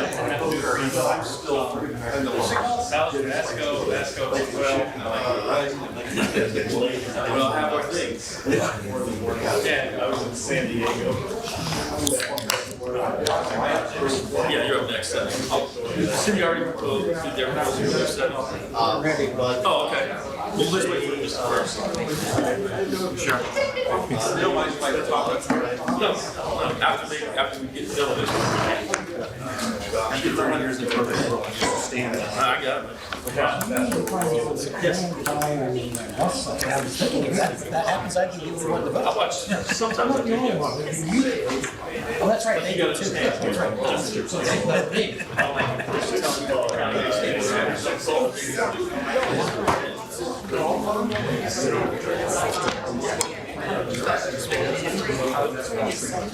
Someone told me that. Someone said, could be a little bit of travel. Maybe one part of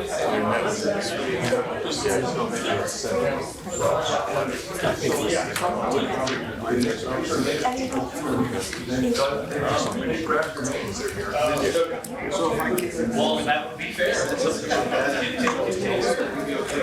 Of course. You're free to say whatever you want. I know that I can take with every support. To do what?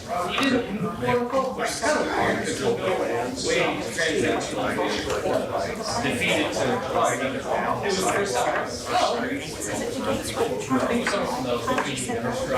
Right, I mean, you can. There's gonna be an action. You know, I mean, so a person came. So you were there at the last meeting? So a woman came and talked to that between homes and the rodeo grounds. Okay, so a woman came at the last meeting and complained about the electric bikes, bike between homes and rodeo grounds. Yeah, okay, yeah, I think that's in the paper. So anyway,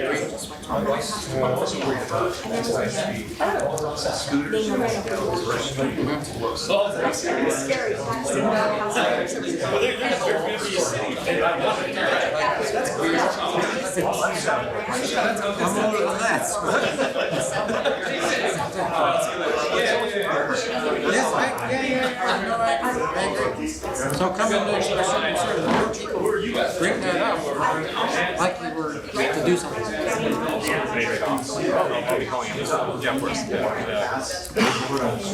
They do that in Pleasanton more than we do in Livermore, I agree.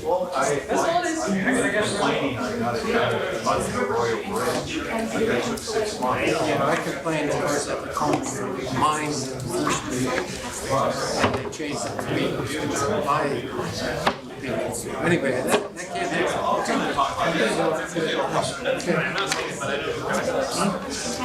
David, you're ready? Oh, he's here, I'm sorry.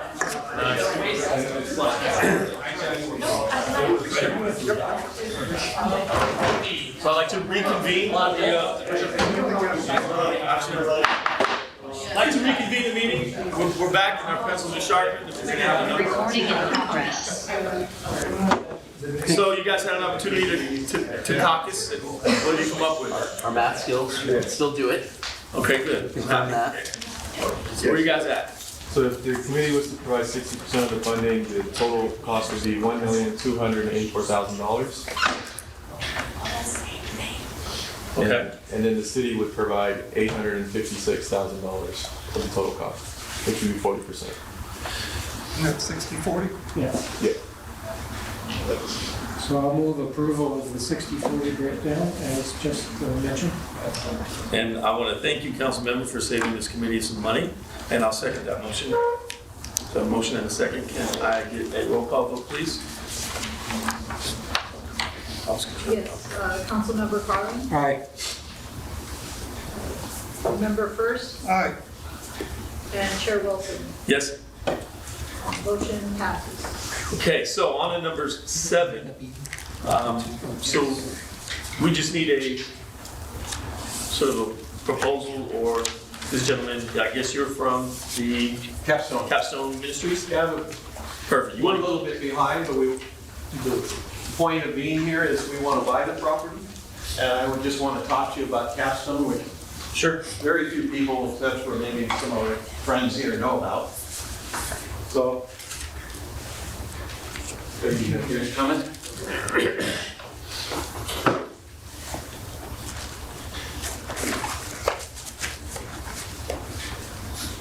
Let's keep scooting over to our area. I'm sorry. You just throw it away.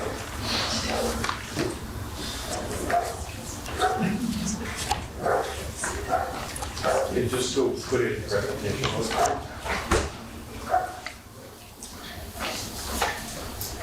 There we go. So I'm Bill Turnquist. I'm the chairman of the board of a 501c3 for Capstone Christian Ministries. We're here because we would like to buy the property. And we've talked and we're going back and forth with the planners. But I wanted to present who we are and why, and it would be good for us to do it. So go to the next slide, please.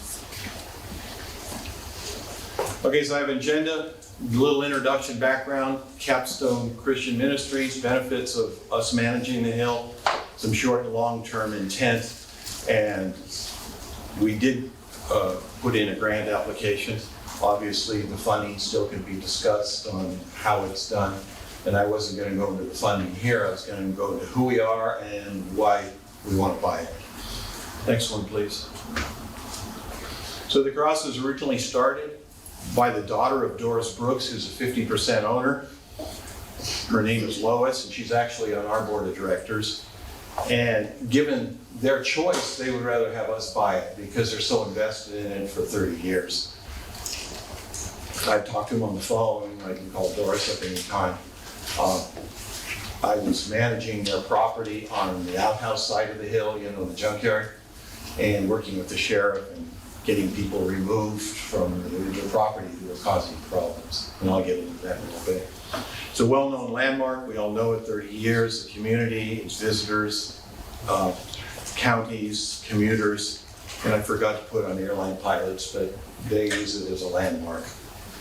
Over 60 million cars pass the cross eastbound each year. Before COVID, I had a report that it was 65. I'm assuming it's down to about 60 now because there are less commuters. And the cross is green. It's solar powered every night. There's no utilities to maintain it. We have 90 strings of lights. We have batteries, and it's all, we had to cage it in due to theft, right? But we do have cameras in the cage, and we do see a lot of wildlife. It's really cool, the wildlife that walks around the cross. Next. So we are a 501c3, small organization. We're not part of any organized church, but a non-denominational group made up of local volunteers. All donations go to maintenance of the hill. There's no one paid, but we enjoy maintaining the hill. We have 5 people on the board. I'm one of them. None of the others are here today, but we get together, we decide the direction. We have to do our legal reporting as a 501. And we have a website if anyone's never gone and seen it. They're welcome to look. Next.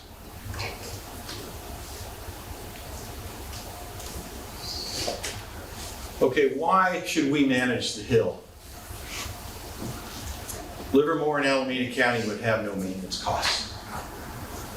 We would provide the insurance for anyone walking on it, yearly fees or some taxes. Obviously, when we own it, we don't want to be sued if someone you know, a druggie or someone goes up there and hurts themselves, breaks their leg or something.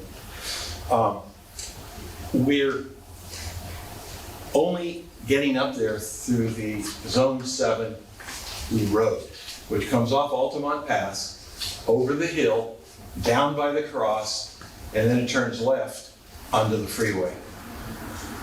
So we've been granted, you know, a lock on the gate, and we've been very responsible over the last 15 years in trying to protect the property, keep people from selling drugs, stolen cars, and everything on it. We work with the Alameda County Sheriff. We've called him out several times.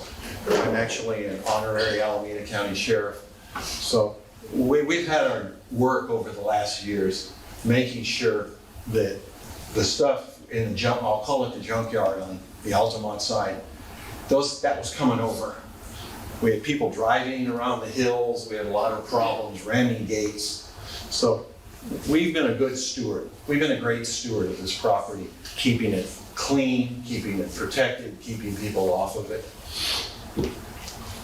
And we've always protected the wildlife, right? And we can continue because we have no problem buying the property and granting the easements. Everyone's worried about the easement across the bottom of the property that then goes under 580. No problem. Let's work together on it. But we would like to buy it and just grant the easement. The problem is this property's landlocked, and so is the one on the other side right now. And the one on the other side has that leak in the canal and is very soggy, I know, because I've had to pull people out with my four-wheel drive. So that needs to be fixed there. Anyway, next. Do I have enough time still? Who's keeping track of it? The 10 minutes was an estimate. Oh, okay. Have as long I go on as City of Bill's Livermore minutes, did. 10 minutes is really 20. We would like to arrange the purchase. And I know the owners would like to have us purchase it. They do want to sell it, there's no doubt. Unfortunately, Terry, who was a co-owner, went up and destroyed some of our property, and the sheriff wrote up the report, and we were trying to decide whether to go after her for the $7,000 of all the damage she did. But I do have that sheriff's report that Chris Delaney wrote up. So, but these two would really like us to buy it if possible. After close of escrow, we work with CAM and everyone on the acceptable easements, on the open space and environmental agencies, whoever wants to get involved. Again, we have no problem with easements. We want to protect the environment. We'd do a contract to keep it open space into perpetuity. We'd set in place a succession plan, so Capstone would go on into perpetuity. And we wouldn't install any fences or gates or other obstructions. Right now, to get there, you have to go through two gates. You have one on the Altamont Pass Road, and then one of them on the top of the hill. So that's Zone 7. I think PG&E and the railroad also can get in there. So we want to preserve it as it is. No changes, let the animals go under 580, you know, get an easement to perpetuity and go from there. Next. Again, our long-term interest is preservation, open space, keep it environmentally clean. It is a landlocked piece of property. I don't know how you would get recreation up there. That could be a problem. Unless you came in the other side on that other piece of property and went under and then walked up.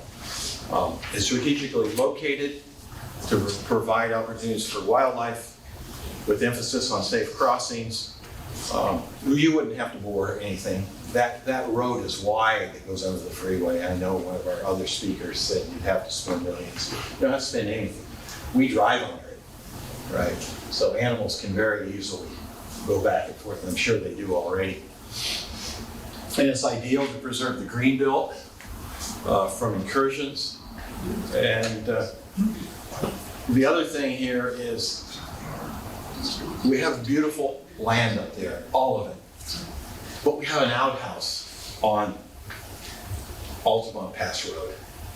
And I'd like to work with the county to get all that stuff out of there. There's a Caterpillar tractor that's gonna cost $15,000 or so to get out.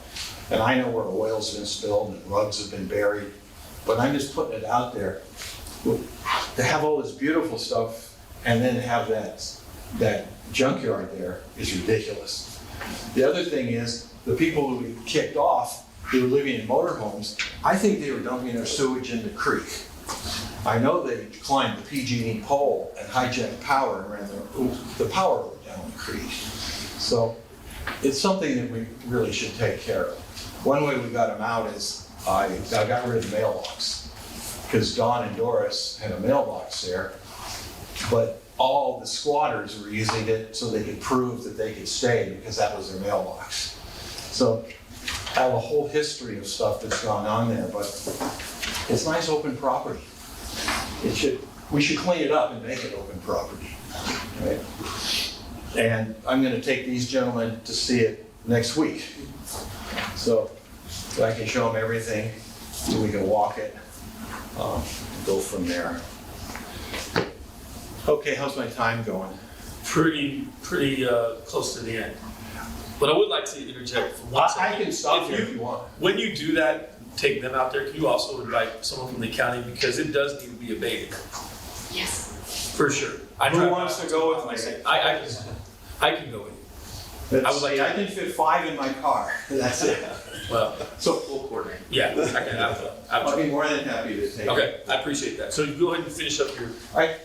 The thing that concerned us last time in that meeting was that the property could be bought back for someone developing it and the loan paid back. And that really shocked us because we don't want that, right? That's what we want to own the property for a good cause into perpetuity. You know, if sometime you can get access to the property and people can walk on it, but we can work that out. But it's not going to happen today because the Zone 7 road comes through the gate, over the abandoned rail tracks, and then up the hill. Okay, thank you. Okay, you can. So I have a question for, are you a 501c3 or C4 or C6? 3. 3, okay. Yeah, I do the taxes every year. But again, it's all donations. And what we would do is to maintain the property, you know, the insurance, property taxes and stuff. We have people that can do GoFundMe, can help us. And that would be what would probably happen. That would be the money we'd need to raise. But we'd do it through our community, not through the initial money that buys the property. Yeah, okay. Any questions or comments by members of this committee? So here's, can you help me with this, Steve? Yeah. Attorney, actually. Oh. So we just saw a presentation that said the long-term goal of the utilization of this property will be to have a cross highlighted on the parcel. Yeah. So I don't know if that gets us into an area where we're not supposed to be, because there has to be a clear separation between church and state, right? So can we use funds to buy something where we're learned that it's going to be a cross there? Because I can see it opening up a lot of doors from other religious institutions that have their own beliefs and philosophies of what their deity may be. And I don't want to get us in a position where then we have to sort of look at each of those individual properties and see, hey, well, we did it for one religious institution, now we have to start doing this more frequently. So there's no barrier from giving a grant to a religious institution. That is not something that, and we would not withhold money from a religious institution just because they are a religious institution. To be clear about this committee's role, however, is that this committee will not own, although there is an applicant here who is from the city of, the applicant is the city of Livermore, and there is someone on the committee from the city of Livermore, the committee does not own the property. Whoever owns the property is responsible for the property management, the maintenance, the long-term, ensuring that it's done responsibly, the funding for that, and it can certainly be part of this committee's consideration as to who would be the better party to do that. And, you know, if as a matter of property management, City of Livermore, you know, doesn't maintain the cost, that is their property management prerogative. And they would need to look at whether that might offend, you know, the separation between church and state, although, you know, that would be a question for them. Okay, I appreciate that. But that's why we want to buy it, so you don't have to deal with that, and then we would take care of all that, because we're up there almost every other week, checking it, right? It's part of what we do. Right. And no one else. Right, but just to reiterate, the committee would not deal with that.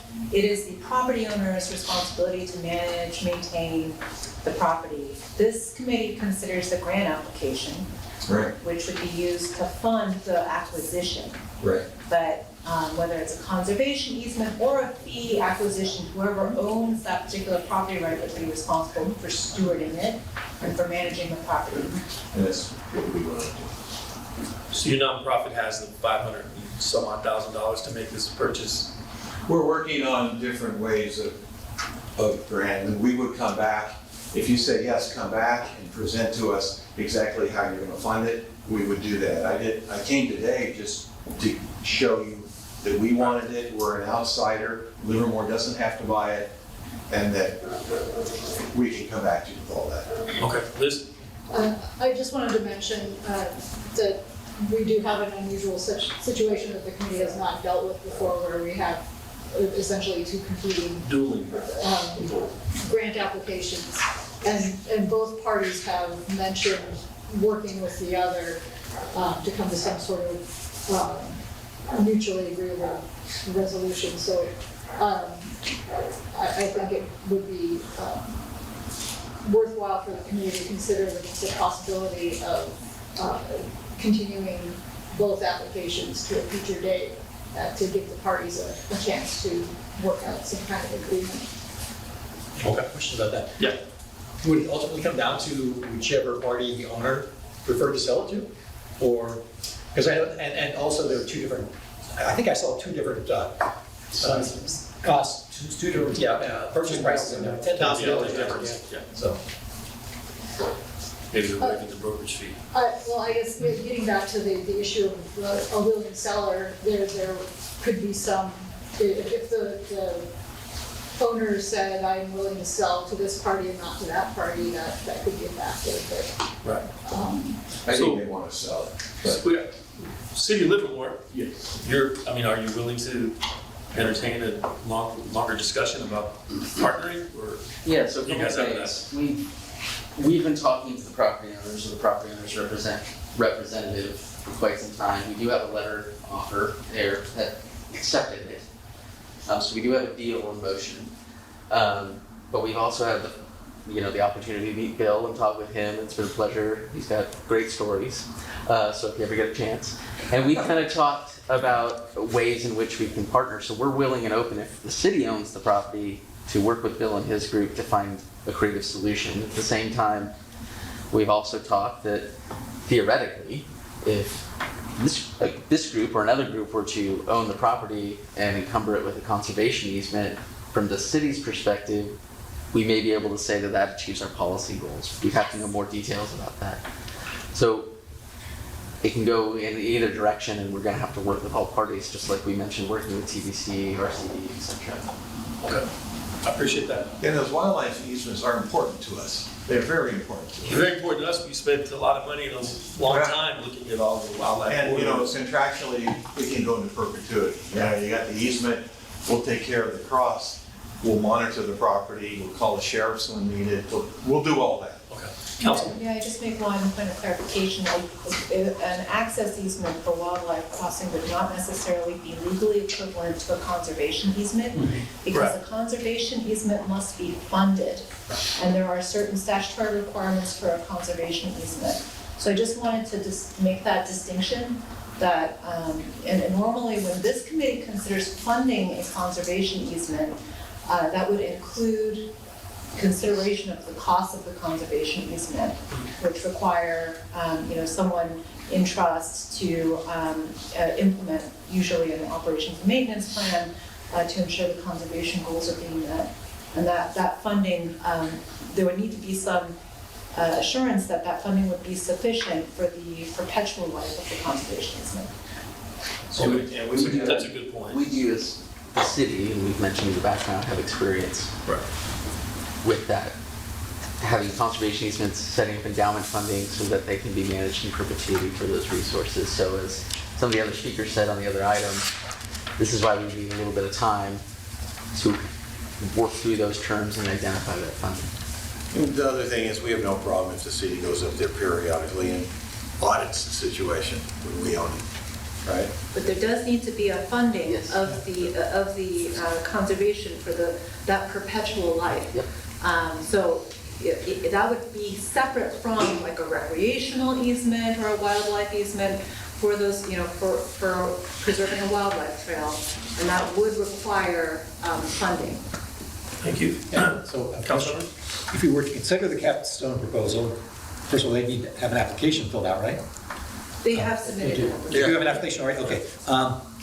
Would there be some required vetting of the financial condition or, any such background checks before the committee would be able to vote? So under the settlement agreement, one of the requirements for the committee when they're approving a grant is to identify the entity that shall be responsible for carrying out the acquisition. And the settlement agreement says, city, county, land trust, park district, conservancy, or other appropriate entity. So it does allow for a variety of entities to be considered, but the committee would need to determine that it's an appropriate entity. Presumably someone with the experience in managing the land, who can ensure that the open space priorities of the committee are in fact realized. You might consider access to funding. If you're looking at something that is to be a perpetually maintained as open space, whether the entity that is applying, whether this committee believes that that entity can carry out those requirements. But to your point earlier, if we were to approve the Capstone application, there would be a date certain and some future time that they would have to show where the other 500,000 or whatever it is.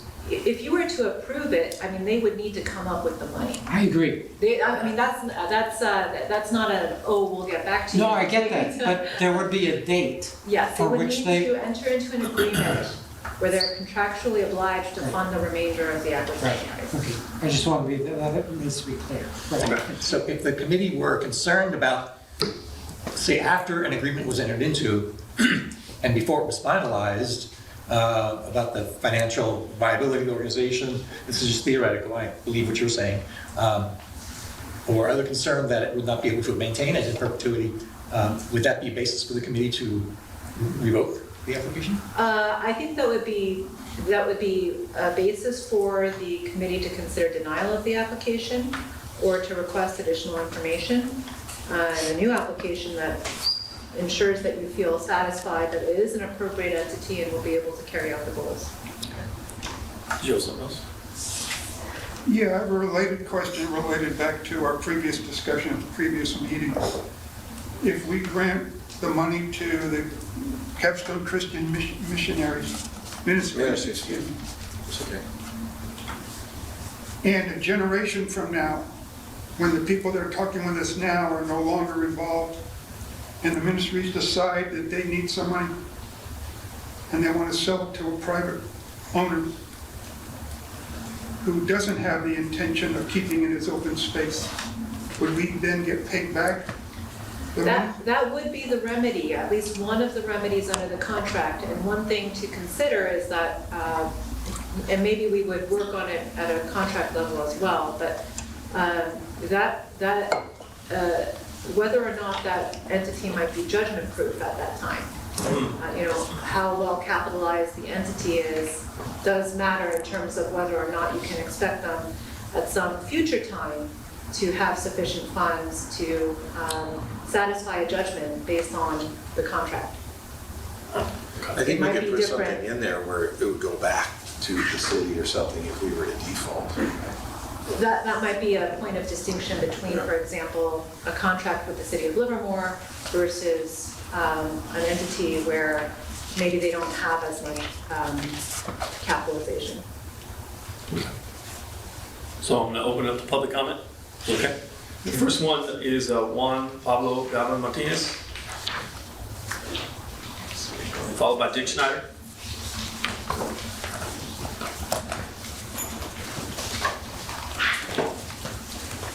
I actually think I meant to speak on the city's proposal, but if that's going to be continued, then speak. No, both proposals are on the table. So, Oh, okay. I don't think I realized that. Okay. Reiterate my comments from last time. This property, for its wildlife movement characteristics, the resources on it, we're very much interested in seeing it protected. We hope the committee does fund the acquisition of this parcel. I am flattered that some members, some esteemed Livermore residents believe that a common letter from us can initiate a land rush in the city to acquire property.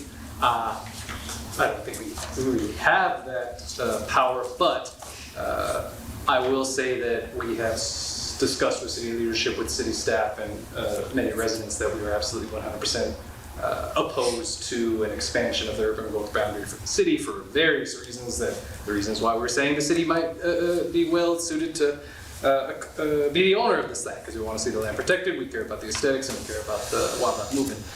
I guess an obvious difference between these two proposals that I see, not being an expert in long-term organizational finance might be the long-term viability or stability, I guess, of the good people at Capstone Ministries in comparison to an institution like the City of Livermore, who has demonstrated several times in the acquisition of several properties for the purposes of conservation that they have the capacity to do this, and they have the staff, the expertise, and supporting departments and partners that are ready and willing to work with them, not to speak with other organizations, but as the city staff mentioned, we're already in the room talking about drawing up easements and things like that. So to consider that seems to be an important difference in my book. But our main purpose is the protection of this property, so we hope you provide funds for that purpose. Thank you. thank you. Dick Schneider. Next up is Dana Roberts.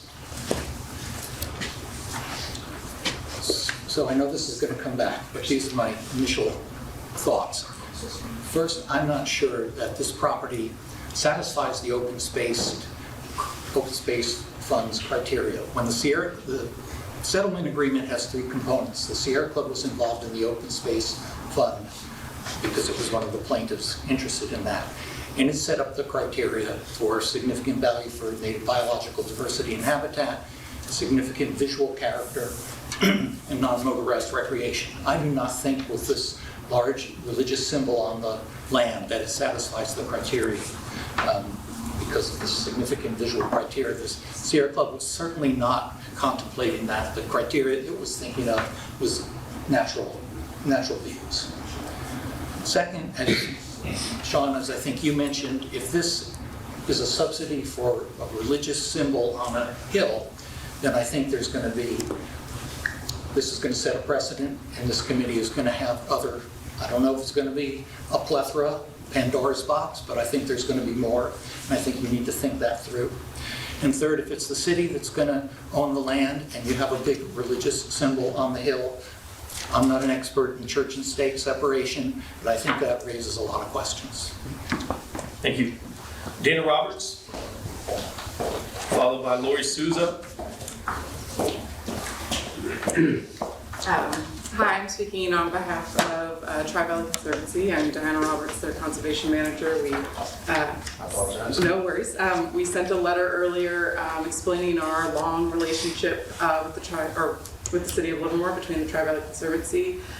Together we preserved over 3,000 acres of agriculture and parkland and another 300 acres in North Livermore together. The city has been a very responsible steward of all of the land that they've acquired, and worked in partnership with us to ensure it's consistent and beneficial management of those lands. And I think, for these two properties, I know that we've already spoken on the one south of 580, but to have these paired is also a large priority for the Tri-Valley Conservancy, to be able to preserve land north and east of the Livermore city boundaries. So this is our own conservation priority, and we would gladly partner with the city to see it protected. Thank you. Lori Souza, followed by Steve Stewart.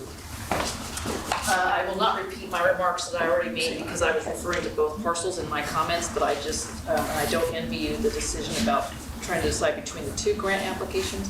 But I do think it's important for you to consider the financial viability of the organization, because this conservation easements are meant to be in for perpetuity. That means forever.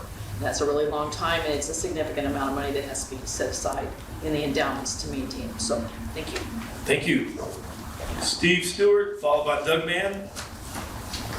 Also, I'll reiterate, Steve Stewart, Livermore resident, won't reiterate my comments, but it's a complicated one, and it sounds like you have two parties that are willing to talk, and would encourage them to continue discussing the preservationist in perpetuity, however that might work out. Thank you. Doug Mann, followed by Kelly Gouveia.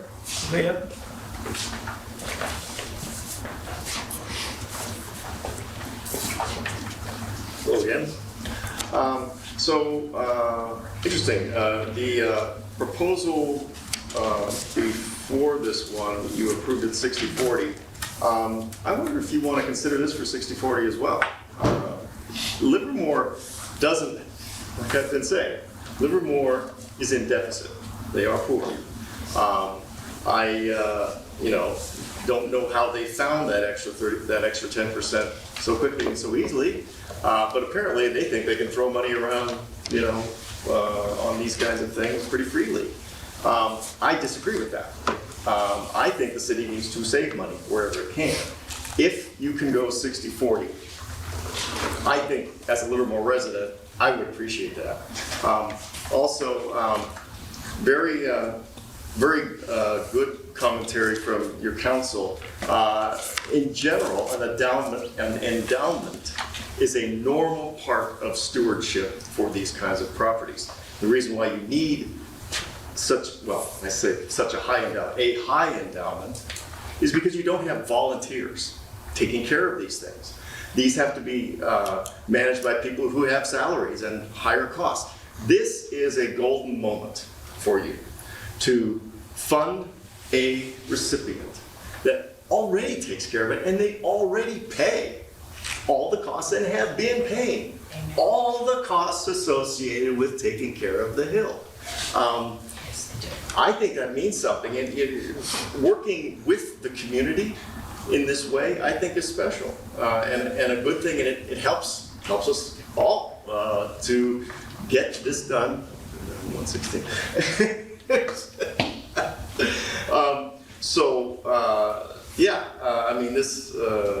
I think Capstone is. I'm glad I called them, and I can find buyers for other properties too. And of course, you've decided to fund, the ones that you did.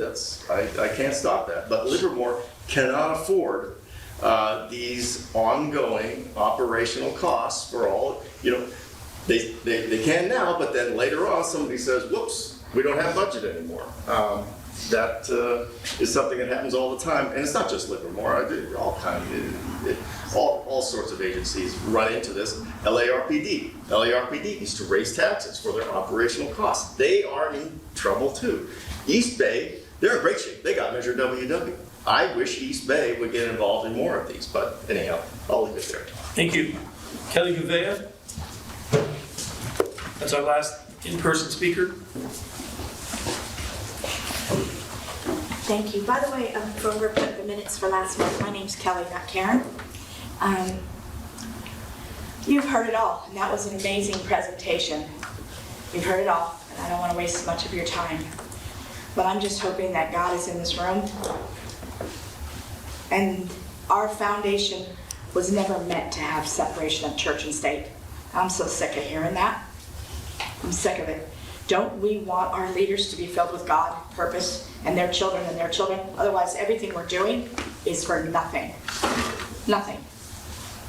We want our leaders, we want our states, we want it, and we're in a whole mess, this country, because we keep removing God and religion and everything else from it. And then they want to have another conversation. And when you think about everything that we're doing with all of this, there's a lot of ego involved in it, and a lot of I want mine and I should have this. And there shouldn't be. It's a pretty simple thing. They have 30 years of maintaining it, 30 plus years. And if you want to go into perpetuity and worry about the next 30 or 40 years, there's no guarantee that these people from the Tri-Valley Conservancy will all still be doing that and volunteering. But yet, things have already started to hand down to the people that are in charge now, the 5 major people. Their kids and their kids are already starting to go up on the hill and take care of it because they care. They care. There's no taxpayers' dollars, there's no nothing. Nothing involved but hard work. This teaches all of us that we can do things and accomplish things that are amazing just by the power of the people, the foundation of this. And what your group here is to do, it's wonderful if you'll say no. It's heartfelt if you'll say no. I wish you could get the vote in this, sir. With my whole heart, I do. I'm sorry for you. I'm sorry for you. Because you all have this thing called leaning on your own understanding. You do. And sometimes it's wrong. Just like last month when I pointed out, they wanted to get rid of the plastic bags because of the trash in the landfills. Now we've got 8 billion pounds instead of 4 like we had before, and we're taxed for it. People in authority don't always have all the answers, but they think they do. But really they don't. Only one, God above, has the answers. He does. And those animals there, my nonprofit, I take care of 350 animals, 7 days a week, 365 days a year. If anybody loves animals and conservancy, it's me. When they get hit and their wings are broke, or the peacocks don't have a home, they bring them to me. And I never say no. Never. You could come there, it's visit. Even during COVID, my doors were open. They were open. And you could bring your children so they could play outside. It is very important, conservancy. It really is. But let the people do it. That's what started our country in the first place. Thank you. Thank Thank you, Go. Thank you. I believe we have one person online willing to speak. Chad? We have to have 2. 2. We'll start with Chad. Chad's up first. So Chad, did you still want to speak? Yes, I do. First of all, not everybody agrees with the prior speaker.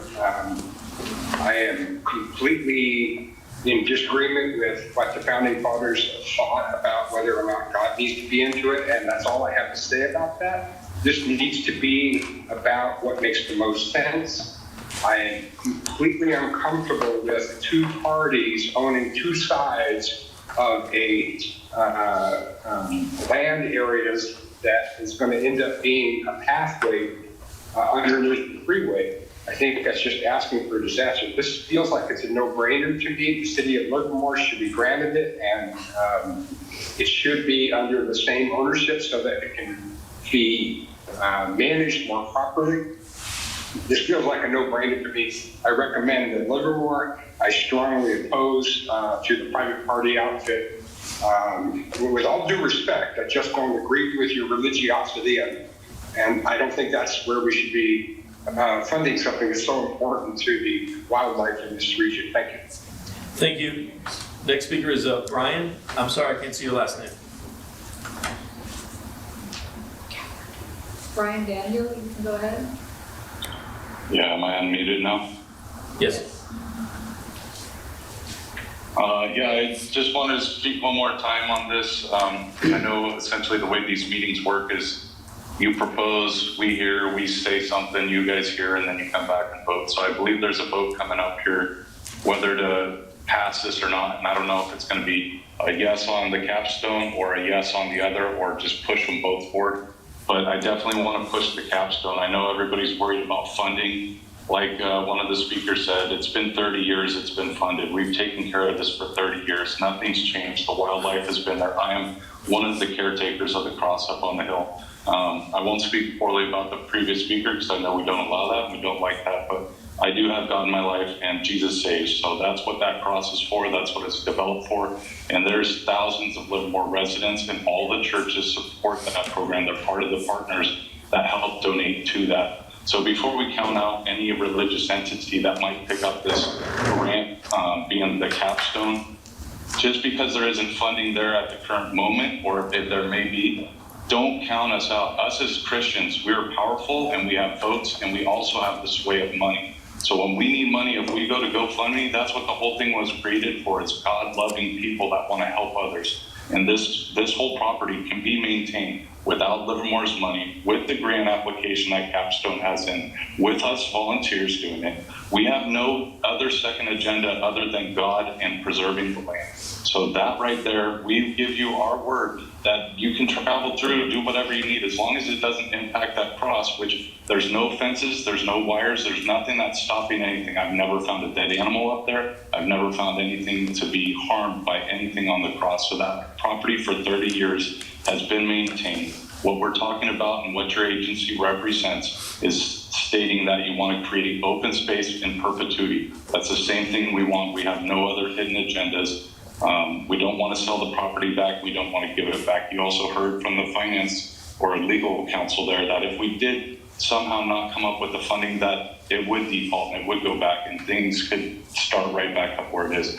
But like I'm saying, Livermore getting involved and not allowing us this opportunity, Capstone, to fund this, kicking us off, that's going to probably force your hand to do a lot of things up there. That's going to be in the public media and be a big brown eye on Livermore and Alameda County versus maintaining it. It would be cheaper. It's going to stay exactly how it is, and it fits everything that you guys have asked for in the past. So when I hear people don't like the cross, I'll tell you right now, I talked to everybody in Livermore Valley, and it's about 10%, because 10% are atheists and don't care for God, or just are against it. But everybody else loves God and deep down in their soul knows He's real and is what owns the entire land. Jesus Christ saves. Thank you, Brian. Capstone put in. Thank you, gentlemen and ladies. Thank you. So bring it back to the committee for discussion and a motion. Yes, Mr. Furst. I'm personally very uncomfortable giving public money to a religious entity that is going to provide a religious symbol. It may be to the letter of what we're permitted to do, but I think it opens up a great deal of trouble. And I would make a suggestion that if Livermore, the city of Livermore actually has open space funds of $500,000, and the Capstone Ministries are saying that they can raise $500,000, then I would suggest this committee step out of this whole process and let the city and Capstone Ministries fund it, because you both have said you have the money. I'm not making that as a motion right now, but I am making that as a suggestion for the committee to consider. I'm pretty sure the city council is not going to give money to a religious organization. We'll have to fund it all ourselves, all of it. I appreciate your point, but I think that's impossible. It's possible. Do you guys want to, Andy, do you have an opinion about that? I don't know that we've ever done it. Yeah. And I tend to agree with you, Councilmember Carlin, that it's unlikely that. You're talking about separation of church and state, I think, from exactly your point. Well, that's my point is maybe we shouldn't be involved in it either. Okay, but asking the city to be involved, I think, is a... I'm just kicking the can down the road. I get that, yeah. Are there other grant sources the city of Livermore could apply for? That could then be used? I'm just asking. To do what? Give it to Capstone? No, just to... Yeah, so the city of Livermore would not fund something in the way you're mentioning. So we've requested funds from the Altamont and said we would use our city funds north of 580 for the purchase of the property. And if this committee decides not to fund us, we would have to look for other sources. But if the city purchased it with our help, my understanding is that the cost would stay. Yeah. What we've said is we would continue to work with Bill and his group to see if a solution could be solved. If the committee says, no, that's not part of the deal and that's the condition, then we would have to take that back to our council. Thank you. Any other questions or comments by the committee? Looking for a motion then? All right. I move we accept Livermore's proposal. So I'll second that.